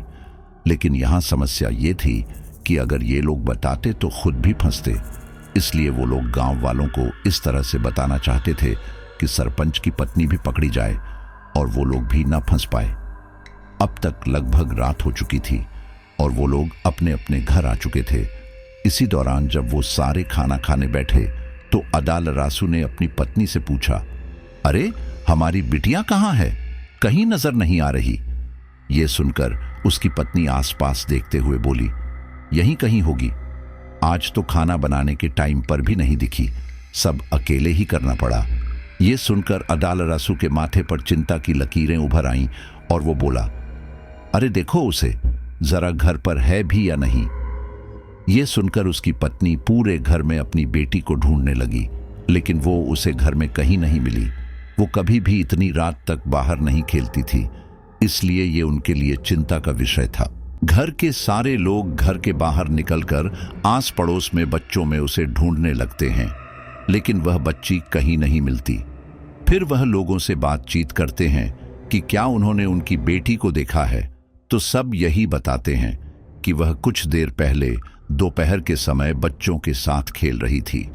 बच्ची को पूरी रात गांव में ढूंढा जाता है, लेकिन बच्ची कहीं नहीं मिलती। इससे घर वाले काफी परेशान हो जाते हैं। अगले दिन सुबह के समय गांव का ही एक आदमी जंगल से भागते हुए आता है और बोलता है कि अदालरासू तेरी बेटी जंगल में बेहोश पड़ी है, उसके साथ शायद जादू टोना हुआ है। ये सुनकर अदालरासू कुछ लोगों के साथ दौड़कर जंगल में जाता है और अपनी बेटी को लेकर आता है। उसकी बेटी बेहोश थी। घर आकर वह पानी के छींटे मारकर उसे होश में लाते हैं। होश में आते ही वो लोग उससे पूछते हैं कि आखिर वह वहां कैसे गई। वो बच्ची बोली, मुझे कुछ याद नहीं, मुझे बस इतना याद है मैं अपनी सहेलियों के साथ खेल रही थी। उसके बाद क्या हुआ मुझे याद नहीं। जब मेरी आंखें खुली तो मैं घर पर थी। कुछ हुआ है क्या? सब लोगों को यह बात बड़ी अजीब लगी कि आखिर कोई इन बच्चों को टोना करके क्यों छोड़ेगा। अदालरासू की बेटी से पहले भीमा की बेटी भी तो ऐसे ही मिली थी। यही सब सोच सोचकर अदालरासू का सिर चकरा रहा था। तब वो अपने साथियों से बोला, यह सरपंच की पत्नी कुछ सही नहीं है। ये गांव के बच्चों के ऊपर टोना वगैरह करते हुए जंगल में फेंक रही है। कह नहीं सकते कि आखिर यह सब करके करना क्या चाहती है। हमें इसे समय रहते रोकना होगा। उन सबको यह बात सही लगी और फिर वह सारे ही सरपंच के घर जा पहुंचे। वहां जाकर उन लोगों ने सरपंच से कहा, सरपंच साहब, हमें कहना तो नहीं चाहिए, लेकिन आपकी पत्नी गांव के बच्चों पर काला जादू कर रही है। यह सब सुनकर सरपंच को काफी ज्यादा गुस्सा आया और उसने कहा, तुम लोगों की इतनी हिम्मत कि तुम लोग मेरी पत्नी के बारे में उल्टा सीधा बोलो। आखिर वो ऐसा क्यों करेगी? ये सुनकर अदाल रासू ने सारी बात सच सच बताई और कहा, आपकी पत्नी ने हमें धमकी देकर भीमा की लड़की को मंगवाया और फिर उसके ऊपर टोटका करके उसे एकदम ठीक कर दिया। ये सुनकर सरपंच को काफी अजीब लगा, क्योंकि वो भीमा की बेटी के बारे में जानता था कि वो दिमाग से थोड़ी कमजोर है और अभी उसे सुनने में आया था कि अब वो अचानक से पूरी तरह से स्वस्थ हो गई है। उसे अब इन लोगों की बात पर थोड़ा यकीन होने लगा था कि तभी उनकी पत्नी वहां आई और बोली कि उनकी छोटी बेटी कहीं मिल नहीं रही। ये सुनकर सरपंच सारी बात भूलकर अपनी बेटी को ढूंढने में लग गया। उसने अपने लोगों को बोलकर पूरे गांव में उसे खोजा, लेकिन वह कहीं नहीं मिली। सब लोग काफी परेशान हो गए थे। तभी अदाल रासू बोला, गांव के बच्चे जब गायब हो जाते थे तो फिर अगले दिन वह जंगल से वापस मिलते थे। कहीं ऐसा तो नहीं जंगल में ही उनके ऊपर टोना टोटका होता है? ये सुनकर गांव के कुछ लोग हाथों में डंडा लिए जंगल में जाने लगे। सब लोग गुस्से में इधर उधर फैलकर उस बच्ची को ढूंढने लगे, लेकिन वह उसे नहीं मिली तो वो लोग थक हार कर वापस गांव आ गए। अगले दिन वह बच्ची उस जंगल में ही बेहोश पड़ी मिली। इस दौरान उसके माथे पर और सर पर ढेर सारा कुमकुम और गले में फूलों की सूखी माला थी। अब सारे लोग काफी ज्यादा घबरा गए थे। उन्हें समझ आ गया था कि गांव में शायद कोई है जो इस तरह की हरकत करता है। अब क्योंकि सरपंच की खुद की बेटी इस अवस्था में पाई गई तो कोई यह मानने को तैयार ही नहीं था यह सब सरपंच की पत्नी कर रही है। वहीं अदाल रासू और उसके साथियों की तो ये सब सामने की बात है, इसलिए अब वो लोग कैसे भी करके उसका भांडा फोड़ना चाहते थे। उसी शाम को गांव से एक और बच्ची गायब हुई। गांव वालों को पता था कि वह बच्ची अब कहीं नहीं मिलने वाली। वह अब अगली सुबह सीधे जंगल में ही मिलेगी, इसलिए किसी ने भी इसमें कुछ नहीं किया और फिर अगले दिन तक वो बच्ची जंगल में ही पाई गई। इसी तरह से हर दिन गांव के एक एक बच्चियां गायब होती रही और फिर वह अगले दिन जंगल से मिलती। इस तरह करके लगभग 9 बच्चियां गायब होकर वापस मिल चुकी थी। गांव वाले इससे काफी ज्यादा परेशान हो चुके थे और अब वो सारे अपने अपने बच्चों को ज्यादा से ज्यादा घर में रखने की कोशिश कर रहे थे, लेकिन वह कैसे भी गायब हो रहे थे। 9 बच्चों के इस तरह से गायब होने के बाद यह सिलसिला थम गया। सब लोगों को लगा कि अब यह सब दोबारा नहीं होने वाला, लेकिन यहाँ जो होने वाला था वह इससे भी ज्यादा भयानक था। इन सब के बाद जो पूनम की रात आई, उस रात वो सारी बच्चियां जो यहाँ से गायब हुई थी वो अपने अपने घरों से निकलकर गांव के बीचों बीच जमा हुई। इस दौरान सरपंच की पत्नी भी वहां पर मौजूद थे। वे सारी बच्चियां गांव के बीचों बीच गोल घेरा बनाकर खड़ी थी। इस दौरान सरपंच की पत्नी उनके बीच में खड़ी थी। वे सारी बच्चियां घूमते हुए अजीब से मंत्रों का उच्चारण किए जा रही थी। ये सिलसिला कुछ देर तक यूं ही चलता रहा और फिर सरपंच की पत्नी ने एक तेज आवाज में कहा, अब तुम सारी मेरे साथ जंगल में चलो, वहां मैं तुम सभी को इन सब से हमेशा हमेशा के लिए मुक्त कर दूंगी। उसके बाद वे सारी बच्चियां मंत्रमुग्ध सी सरपंच की पत्नी के पीछे पीछे जाने लगी। वहां जाकर सरपंच की पत्नी ने एक तांत्रिक क्रिया करनी शुरू की। इस दौरान वे सारी बच्चियां उसके इर्द गिर्द गोल घेरा बनाकर खड़ी थी। कुछ देर बाद मंत्रोच्चारण करने के बाद उसने बारी बारी से सारी बच्चियों की तर्जनी उंगली काटकर उस जलते कुंड में डाली। इस दौरान वे सारी बच्चियां चेहरे पर सपाट भाव लिए वहां खड़ी थीं।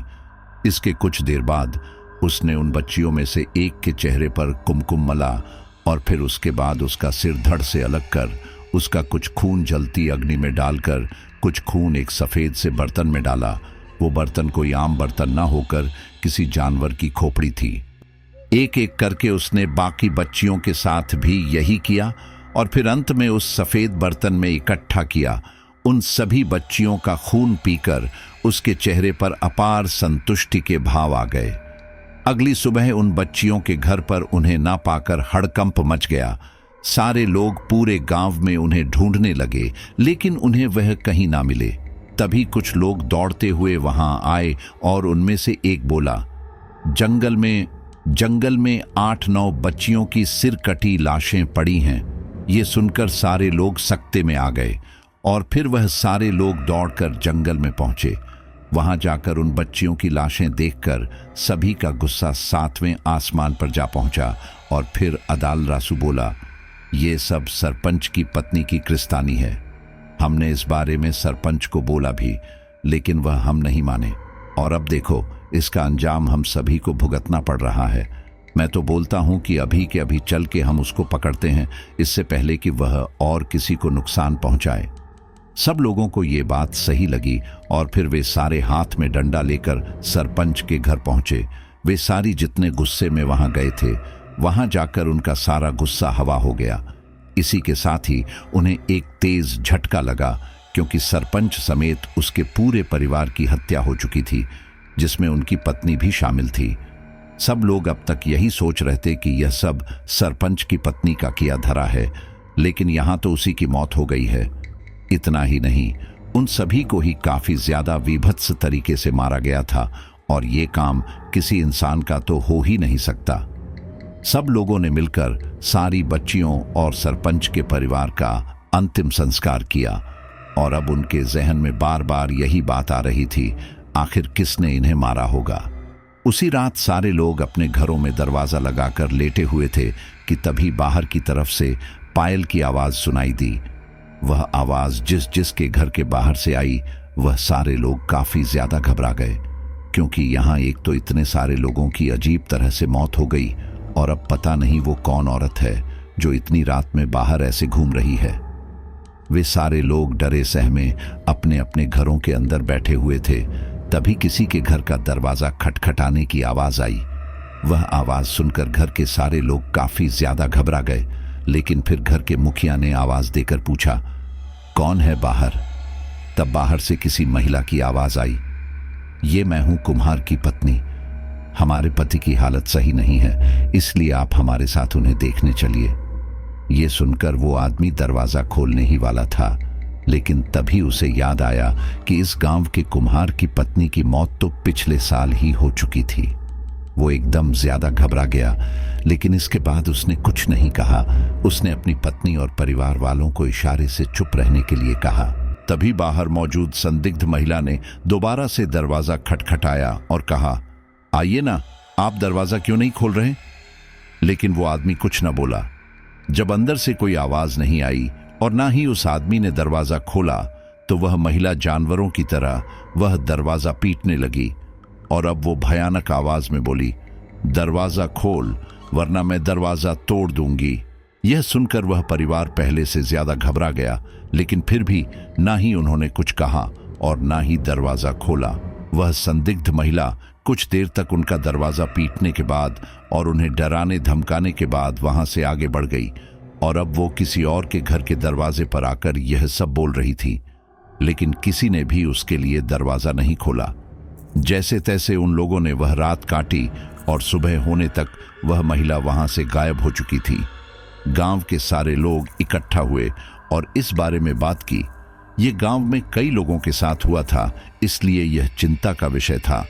तब गांव के एक आदमी ने कहा, हमें इन सब से बचने के लिए किसी तांत्रिक की मदद लेनी पड़ेगी, क्योंकि यह जो कोई भी है कोई खतरनाक चुड़ैल या डायन है।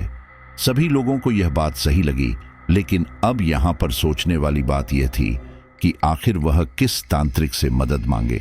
उनके गांव के शमशान में जो तांत्रिक थे, उनको तो इन लोगों ने बाहर भगा दिया था। अब उन लोगों को अपनी गलती पर पछतावा हो रहा था। अब उन सबको समझ आ चुका था कि आखिर गांव के उन बच्चों की मौत पहले क्यों हुई। ये डायन या चुड़ैल जो भी थी, ये नहीं चाहती थी इसके रास्ते में कोई भी आए, इसलिए उसने एक चाल चली। उसने गांव के ही कुछ बच्चों को मारकर उनकी बलियां दी, जिससे उनकी मौत का इल्जाम उन तांत्रिकों के ऊपर जाए और सारे गांव वाले मिलकर उन सभी तांत्रिकों को गांव से बाहर कर दें और वह अपने मकसद में आराम से काम कर पाए। उन्हें यह सब बातें समझ तो आ चुकी थी, लेकिन अब इसके लिए काफी देर हो चुकी थी। लेकिन यहां पर अब हाथ पर हाथ धरे बैठा नहीं जा सकता था, इसीलिए गांव के 4-5 लोग मिलकर दूसरे गांव से किसी तांत्रिक को बुलाने की तैयारी करने लगे। वह लोग उसी दिन तांत्रिक को लेने निकल गए। दूसरे गांव जाकर उन लोगों ने वहां के तांत्रिक को सारी बात बताई। ये सुनकर तांत्रिक के माथे पर चिंता की लकीर उभर आई और वह बोला, ये जो कोई भी है अपने मकसद में कामयाब हो चुका है, तो मुझे नहीं लगता कि मैं इसका ज्यादा कुछ कर पाऊंगा, लेकिन मैं सिर्फ कोशिश कर सकता हूं। और फिर वो लोग उस तांत्रिक को लेकर अपने गांव आ गए। अब तक रात होने को आई थी और गांव के सारे लोग अपने अपने घरों में जा बैठे थे।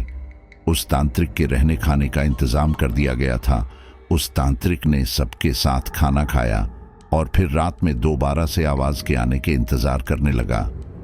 कुछ देर बाद एक आदमी बोला, आपको क्या लगता है कि वह आज रात आएगी? यह भी तो हो सकता है कि वह आज आए ही ना। वह तांत्रिक बोला, वो जो कोई भी है अपनी तरफ से पूरी तरह से निश्चित है कि उसका कोई बाल भी बांका नहीं कर सकता, इसलिए वह आज भी आएगी। फिक्र करने की बात तो हमारे लिए हमें नहीं पता कि उसकी शक्तियों की क्या सीमा है। यह भी हो सकता है कि वह इतनी शक्तिशाली हो कि मैं उसका सामना न कर पाऊं, लेकिन लोगों को बचाने के लिए तो उससे भिड़ना ही पड़ेगा। और फिर उसके बाद उनमें से कोई कुछ ना बोला। वह सारे लोग शांति से दोबारा से उसके आने का इंतजार करने लगे। देर रात पूरे गांव में दोबारा से पायल की आवाज गूंजने लगी। यह रात का वो पहर था जब सभी लोग आराम से सो रहे थे। ऐसे में रात के सन्नाटे को चीरते हुए किसी के घर का दरवाजा खटखटाने की आवाज वहां आसपास गूंजने लगी। वह आवाज सुनकर जहां घर में मौजूद लोग काफी ज्यादा घबरा गए, वहीं दूसरी तरफ वह तांत्रिक घर में से बाहर निकला। उसके बाहर निकलते ही घर के लोगों ने दरवाजा लगा दिया। वो तांत्रिक तेजी से उस घर की तरफ जाने लगा जहां के बाहर से दरवाजा खटखटाना की आवाज आ रही थी। वहां जाकर उस तांत्रिक ने पाया कि एक 18 से 19 वर्षीय खूबसूरत लड़की काला लहंगा चोली पहने उस घर के ठीक सामने खड़ी थी। उसे देखते ही वह तांत्रिक गुस्से में बोला, तो तू है वह जो इन गांवों के लोगों को परेशान करती है। मैं तुझे आखिरी बार चेतावनी देना चाहता हूं, तू चुपचाप यहां से चली जा, वरना मैं तुझे भस्म कर दूंगा। ये सुनकर उस लड़की के चेहरे पर एक कुटिल मुस्कान आ गई और वह बोली, अब कोई मेरा कुछ नहीं बिगाड़ सकता, क्योंकि मैं अब लगभग अमर हो चुकी हूं, लेकिन हां, मैं तुझे जरूर मार सकती हूं। बोलकर उस लड़की ने अपना पतला हाथ आगे की ओर बढ़ाया। उसके ऐसा करते ही उसका हाथ लंबा होने लगा, लेकिन तभी ये देखते ही तांत्रिक ने अजीब से मंत्रों का उच्चारण करना शुरू किया। उस तांत्रिक के ऐसा करने के दौरान ही उस लड़की का वह हाथ उसकी गर्दन तक आ पहुंचा था। उस लड़की के हाथों की पकड़ उसकी गर्दन पर धीरे धीरे करके मजबूत होने लगी थी कि लेकिन फिर तभी उस लड़की ने अपना हाथ पीछे की तरफ खींच लिया। उसका चेहरा गुस्से में भिंचा हुआ था। वही तांत्रिक डरते हुए हाँफ रहा था। गर्दन पर उसका शिकंजा होने के कारण उस तांत्रिक को सांस लेने में काफी कठिनाई हो रही थी, जिस वजह से जब उस लड़की ने अपना हाथ पीछे खींचा तो वह तांत्रिक तेजी से सांस लेने लगा। उस लड़की की पकड़ जब उसकी गर्दन पर पड़ी तो उसे पता चल गया था कि इस लड़की को हराना उसके बस की बात नहीं है और अब यहां से भागने में ही उसकी भलाई है। उसने अपनी सांसों को जल्द से जल्द नियंत्रित किया और दोबारा से तेजी से मंत्रोच्चारण करना शुरू किया। यह देखते ही वह लड़की भयानक ढंग से मुस्कुराने लगी और फिर अगले ही पल उसने भी मंत्र उच्चारण करना शुरू कर दिया। ऐसा होते उस तांत्रिक का शरीर भयानक ढंग से अकड़ने लगा और फिर वह जमीन पर गिर पड़ा। अगले ही पल वह लड़की उसके पास आई और बोली, तुझ जैसा छोटा मोटा तांत्रिक मेरा कुछ नहीं बिगाड़ सकता, और सच कहूं तो मेरा कोई तांत्रिक कुछ नहीं बिगाड़ सकता, क्योंकि मैंने अपने आप को इस लायक बना लिया है। ये सुनकर वो तांत्रिक बोला, तुम कौन हो और आखिर इस गांव तक कैसे पहुंची? इस गांव में जब सब पहले सही था तो अचानक से तुम यहां कैसे आई? वह लड़की बोली, मैं पड़ोस के गांव की लड़की थी। मैंने एक दिन ये डायन साधना करके अपने आप को डायन बना लिया, लेकिन मौत तो डायन की भी आती है और बहुत भयानक तरीके से आती है। इसलिए मैं अपने गांव में लोगों की उम्र चुराकर जी रही थी, लेकिन जब लोग अकाल मौत मरने लगे तो लोगों को मेरे ऊपर शक होने लगा और अब गांव में लोग हर दूसरी औरत के ऊपर डायन होने का इल्जाम लगाने लगे। इन सब के चक्करों में मैं अब किसी से भी उम्र चुरा नहीं पा रही थी। मैं वैसे तो अपने गांव में ही रहती थी, लेकिन तांत्रिक क्रियाओं के लिए मैं जंगल में आया करती थी। उस दिन भी मैंने एक जानवर की बलि देकर उसका खून एक कलश में भरकर जंगल में आने जाने वाले रास्ते पर रख दिया, ताकि कोई भी इस कलश को हाथ लगाए और मैं उसके पीछे पीछे आ जाऊं। भले ही हम डायने हैं, लेकिन हम तब तक किसी के पीछे नहीं जा सकती जब तक कि वह हमें खुद ना ले जाए। उस दिन मेरी किस्मत अच्छी थी, जो जंगल में 4 लकड़हारे आए और उन्होंने उस कलश को हाथ लगा दिया। बस फिर क्या था, मैं उनके घर गई और बारी बारी उनकी आयु चुराई। लेकिन उसके बाद मैंने सोचा कि आखिर मैं कब तक ऐसे ही लोगों की उम्र चुराने के लिए भटकती रहूंगी। इसलिए मैंने कुछ ऐसा करने का सोचा जिससे मेरी ये समस्या हमेशा हमेशा के लिए खत्म हो जाए। और इसका एक ही तरीका था, और वो था वो गुप्त साधना। ये साधना थोड़ी मुश्किल थी, लेकिन मैंने हार नहीं मानी। मैंने पहले गांव के कुछ बच्चों को मारा और उनकी बलि चढ़ाकर गांव के ही एक आदमी के शरीर पर कब्जा करके इसका इल्जाम गांव के ही तांत्रिकों पर डाल दिया। बस फिर क्या था, गांव वालों ने खुद ही उन्हें यहां से निकाल दिया। फिर मैंने सरपंच की पत्नी के शरीर में कब्जा किया और फिर उसके गहने किसी के खेत पर रखवा दिए। इन्हीं सब के दौरान मैंने सरपंच की एक बेटी की भी जान ले ली, क्योंकि इस साधना के लिए मुझे भारी मात्रा में ऊर्जा चाहिए थी।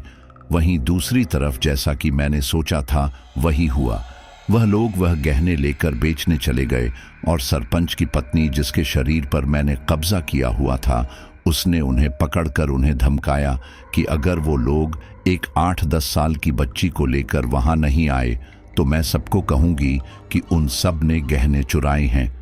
वो लोग डर के मारे एक बच्ची को मेरे पास ले आए। मैंने उस बच्ची को अभिमंत्रित कर उसे अपने वश में किया और अब वो वैसा ही कर रही थी जैसा कि मैंने उसे करने के लिए कहा था। वो बच्ची अब खुद ही गांव की ओर लड़कियों को बहला फुसलाकर मेरे पास ले आती और मैं उसे भी अपने वश में कर लेती। इसी तरह से मैंने 9 लड़कियों को अपने वश में किया और फिर पूनम की रात को विधिपूर्वक उन 9 लड़कियों की बलि चढ़ाई। इन सब से मैं लगभग अमर हो चुकी हूँ, यानी कि अब मैं किसी तंत्र मंत्र या वार से नहीं मरने वाली। उस डायन की ये बात उस घर के अंदर मौजूद लोगों ने भी सुन ली थी और फिर अगले ही पल बाहर से उस तांत्रिक की चीखों की आवाज उस रात के सन्नाटे में गूंज उठी। वो लोग सिवाय उस आवाज को सुनने के और कुछ ना कर सके, क्योंकि एक तांत्रिक जब उसका कुछ नहीं कर पाया तो वो लोग भला क्या कर लेंगे। सुबह होते ही वो आवाजें आना बंद हो गई और अब गांव के लोगों के सामने ये एक बड़ी चुनौती आ खड़ी हुई थी। इसलिए कुछ लोगों ने मिलकर दोबारा से दूसरे गांव में जाकर तांत्रिक को लाने का सोचा। लेकिन जैसे ही वो लोग अपने गांव से निकलकर दूसरे गांव पहुंचने वाले थे, तभी अचानक से वो डायन उनके सामने आ खड़ी हुई। उसे देखते ही वो सारे लोग डर से पीछे हट गए।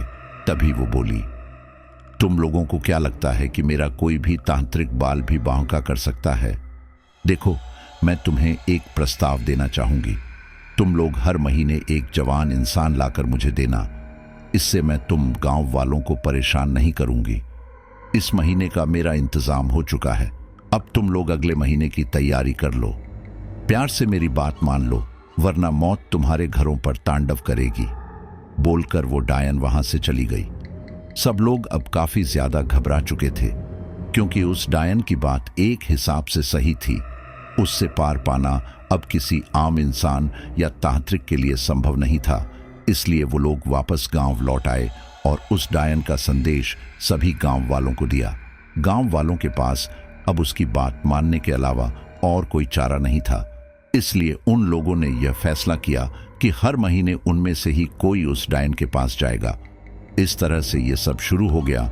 गांव में से ही एक इंसान हर महीने उस जंगल में जाता और फिर उसके बाद उसकी लाश ही वापस मिलती। इसी तरह से लगभग 1 साल होने को आया। तभी गांव में एक साधु आया। आसपास का माहौल देखते ही उसे वातावरण में भारी मात्रा में नकारात्मक ऊर्जा का आभास हो चुका था। वहीं गांव वालों की उम्मीद अब जवाब दे चुकी थी। इसलिए उन्होंने उस साधु से इस बारे में कुछ नहीं कहा, लेकिन अडाल रासू इन सब से छुटकारा पाना चाहता था और उसे वह साधु बाबा का आना महज एक इत्तेफाक नहीं लगा। उसे लगा कि मानो ईश्वर ने उनकी मदद के लिए किसी को भेजा है। इसलिए उसने उन्हें इस गांव में घटी सारी घटना बताई। ये सब सुनकर वो साधु अपनी सरल और मधुर आवाज में बोले, बेटा, क्या तुम लोगों ने ये नहीं सोचा कि जब वो डायन लगभग अमर है तो उसे लोगों की बलियों की क्या आवश्यकता? सच बात तो ये है कि वो डायन पूरी तरह से अमर नहीं है। उसे हम या कोई भी तांत्रिक नुकसान नहीं पहुंचा सकते। वो अपनी मौत अपने आप समय आने पर मरेगी, और अगर तुम लोगों ने उसे बलियां देना बंद नहीं किया तो उसकी मौत काफी देर से होगी। ये सुनकर अडाल रासू बोला, लेकिन बाबा, हम कर भी क्या सकते हैं? अगर हमने उसे बलि नहीं दी तो वो जबरन गांव के लोगों को ले जाएगी, फिर भी तो बात यही रहेगी ना। तब वो साधु कुछ सोचते हुए बोला, तुम चिंता मत करो, इस डायन का स्थायी उपाय मैं कर दूंगा। अडाल रासू बोला, बाबा, लेकिन मुझे नहीं लगता कि आपसे कुछ हो पाएगा, क्योंकि आपसे पहले उस तांत्रिक ने कोशिश की थी, लेकिन वो उस डायन के हाथों मारा गया। साधु बोले, तुम उसकी चिंता मत करो बेटा, ना ही मैंने उस डायन का आह्वान किया है और ना ही मैं उससे सीधे तौर पर भिड़ने जाऊंगा। मैं कुछ ऐसा करूंगा कि वो डायन किसी को भी नुकसान ना पहुंचा पाए। अडाल रासू को समझ नहीं आ रहा था कि आखिर बाबा ऐसा क्या करने वाले हैं, लेकिन अगर वो इसमें कुछ कर पाए तो इसमें उन सभी का ही भला था। इसलिए उसने ये बात गांव में सभी को बताई। गांव वालों के अंदर अब एक उम्मीद की किरण जगी और फिर वे सारे उस साधु के सफल होने की कामना करने लगे। उस साधु ने गांव में एक जगह पर समतल भूमि देखकर वहां पर सफेद पाउडर से एक बड़ा सा गोल घेरा खींचा और फिर उस घेरे के बीचों बीच एक कुंड में अग्नि प्रज्वलित करने लगा। इस दौरान वो लगातार अजीब तरह के मंत्रोच्चारण किए जा रहे थे। इन्हीं सब के दौरान वो डायन वहां हवा में प्रकट हुई। ये सब देखकर वह गुस्से में दांत पीसते हुए बोली, मैंने तुम गांव वालों को मना किया था ना कि कोई भी ऐसी घटिया हरकत मत करना जिसका मुझे बुरा लगे, और तुम लोग फिर भी नहीं माने तो अब फिर भुगतो। बोलकर उस डायन ने भी मंत्र उच्चारण करना शुरू किया, लेकिन उस साधु ने इसके ऊपर कोई प्रतिक्रिया नहीं दी। वो बस अपनी साधना किए जा रहे थे। यह देखकर उस डायन को काफी ज्यादा गुस्सा आया और फिर वह तेजी से उस साधु की ओर बढ़ने लगी। लेकिन जैसे ही उसने वह सफेद चीज से बना गोल घेरा पार करने की कोशिश की, वैसे ही वह वहां से 2 फीट पीछे जा गिरी। ये देखकर सभी गांव वालों की आंखों में चमक आ गई और अब सारे लोग उस साधु बाबा को जोरों शोरों से प्रोत्साहित करने लगे। वहीं दूसरी तरफ इन सब से वो डायन काफी ज्यादा गुस्से में आ गई। शायद उसे साधु बाबा के इरादों की भनक लग चुकी थी, इसलिए वह चाहती थी कि कैसे भी करके यह साधु अपनी यह साधना यहीं पर बंद कर दे। और अब उसने उन्हें रोकने के लिए एक खौफनाक चाल चली। उसने गांव के लोगों को अपना निशाना बनाने के लिए गांवों के लोगों के घरों की ओर रुख किया। ये देखते ही सारे गांव वाले अपने अपने घरों के अंदर जाकर दुबक कर बैठ गए। उस डायन ने जाकर गांव के सभी लोगों के घरों का दरवाजा खटखटाया, लेकिन किसी ने भी दरवाजा नहीं खोला। इन सब से वह और भी ज्यादा गुस्से में आ गई और उसने अपनी दूसरी चाल चली। उसने गांव के ही एक बच्चे का रूप धारण किया और जोर जोर से रोने लगी। बच्चे के रोने की आवाज सुनकर एक घर की औरत ने दरवाजा खोला। ठीक इसी दौरान उस डायन ने उसके शरीर पर कब्जा कर लिया और अब वो औरत उस साधु के पास जाने लगी। वो डायन भी वहां उसके पास पहुंची और बोली, ए पाखंडी बाबा, अगर तूने ये सब यहीं बंद नहीं किया तो मैं इस औरत को मार डालूंगी। लेकिन उस साधु ने इस पर भी कोई प्रतिक्रिया नहीं दी। वो अपनी साधना करते रहे। ये देखकर उस डायन ने उस औरत को अपना सिर वहीं मौजूद एक पेड़ से जोर जोर से मारने को कहा। उस औरत ने ऐसा ही किया। उसने अपना सिर उस पेड़ से तब तक मारा जब तक कि उसने होश न खो दिए हो और वह बेहोश न हो गई। उस औरत को बेहोश देखकर उसने उसे उठाने की कोशिश की, लेकिन वो उठी ही नहीं। ये देखकर उस डायन के चेहरे पर चिंता की लकीरें उभर आईं और अब उसने दोबारा से एक बच्चे का भेष बनाकर रोना शुरू किया। लेकिन अब गांव वाले इस बात से पूरी तरह से अवगत हो चुके थे, इसीलिए किसी ने भी दरवाजा नहीं खोला। अपनी ये चाल भी नाकामयाब होता देखकर उस डायन ने मंत्रोच्चारण करना शुरू किया और फिर कुछ ही देर में वहां तेज हवाएं चलने लगी। उन तेज हवाओं के कारण वहां मौजूद वो सफेद पाउडर भी उड़ने लगा। ये देखकर उस डायन की आंखों में चमक आ गई और अब वो उस साधु के पास जाने लगी।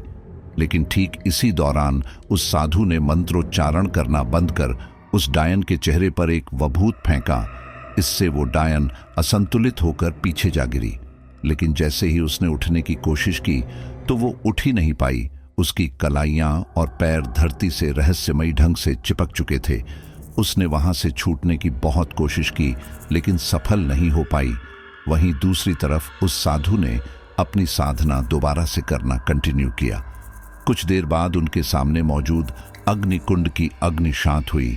अब वो डायन कुछ समझ पाती उससे पहले ही कुंड में से अग्नि निकलकर एकदम विशाल होती चली गई। ये देखकर वो डायन बुरी तरह घबरा गई। वहीं वे साधु बोले, अग्निपिशाच, मेरा तुम्हें यहां बुलाने का एक खास कारण है।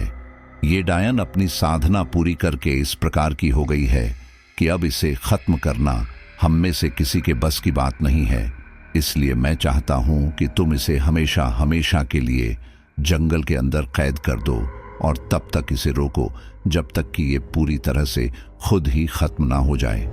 याद रखना, लोगों को मारकर इसने अपनी उम्र में कई 100 सालों की वृद्धि कर ली है। इसलिए इसे अब मारा नहीं जा सकता बल्कि सिर्फ रोका जा सकता है। तुम्हें इसे जंगल में कैद करके आने जाने वाले लोगों की इससे रक्षा करनी होगी। ये सुनकर उस विशाल अग्नि ने उस डायन की ओर रुख किया और फिर देखते ही देखते उसके साथ धरती में समाकर वहां से गायब हो गया। उनके जाने के बाद वो साधु तेज आवाज में बोले, गांव वालों, आज के बाद वो डायन कभी तुम लोगों को परेशान नहीं कर पाएगी। लेकिन याद रखना, वो अब भी जंगल में है। वो वहां तुम्हें तब तक कोई खास नुकसान नहीं पहुंचा सकती जब तक कि तुम लोग उससे नहीं डरोगे। और हां, उसके साथ ज्यादा छेड़छाड़ भी मत करना, वरना वो तुम्हें ज्यादा नुकसान पहुंचा सकती है। गांवों वालों ने उस साधु का धन्यवाद किया और उसके बाद वो साधु वहां से चले गए। आज तो इस प्रकार गांवों वालों ने उस डायन की पूरी स्टोरी हमको बताई। वो गांव वाला बोला, वो साधु बाबा कौन थे, कहां से आए थे, कुछ कह नहीं सकते, लेकिन इतना जरूर पता है कि वो भगवान के द्वारा ही भेजे गए थे जिन्होंने हमें इस मुसीबत से छुटकारा दिलवाया। उनकी इन बातों ने हमारे ऊपर काफी गहरा असर डाला और फिर उसी दिन रजनीश की हालत में सुधार होते ही हम सारे वापस होटल में आ गए। एक दिन वहां रुककर हम अपने घरों की ओर रवाना हो गए।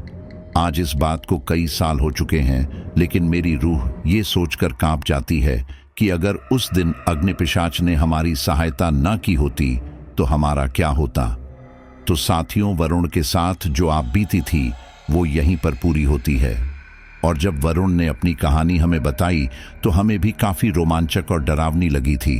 अक्सर हम यही सोचते हैं कि जब भी कोई एंटिटी होती है तो वो बहुत ही ज्यादा भयानक होती होगी और हर किसी को नुकसान करती होगी, लेकिन हमेशा ऐसा नहीं होता है। अगर कोई सिद्ध पुरुष या कोई महात्मा उस एंटिटी को सही रास्ते पर ले आए तो वो लोगों का भला भी कर सकती है और दूसरी शैतानी ताकतों से लोगों को बचाने का कार्य कर सकती है, जैसा कि हमें इस स्टोरी में देखने को मिला। एक वो डायन थी जो कैसे लोगों को अपना शिकार बना रही थी, वहीं दूसरी तरफ वो अग्निपिशाच था जो न जाने कितने वर्षों से उस जंगल में उस डायन से लोगों की रक्षा कर रहा है, और वो भी बिना किसी स्वार्थ के। तो यही है कि हमेशा अपने अंदर नेगेटिविटी को ज्यादा जगह है न दें, बल्कि पॉजिटिव बने रहने की कोशिश करें, क्योंकि भगवान कहीं ना कहीं से आपके लिए अच्छे रास्ते निकाल ही देता है। अच्छा, तो स्टोरी मुझे पता है सभी लोगों ने आखिर तक नहीं सुनी होगी, लेकिन जिन भी साथियों ने इस स्टोरी को आखिर तक सुना है वो मुझे बताइए कि स्टोरी में सबसे ज्यादा डर वाला सीन कहां पर था, और अगर आप वरुण की जगह पर होते तो आप कैसा अनुभव करते हैं, मुझे जरूर शेयर करें। अब मैं अपने कुछ फैमिली मेंबर्स के नाम लेता हूं। राज जयपुर, यास्मीन कोलकाता, रोमा अहमदी, गीता शर्मा अमृतसर, यूसीवफ अली बरेली, रविंद्र पासवान पूजा पंजाब, राम कुमार शर्मा उत्तर प्रदेश। सभी साथियों का धन्यवाद और इस स्टोरी को तैयार करने में हमारी हेल्प की है ममता सहाय ने। मिलते हैं अगली स्टोरी पर।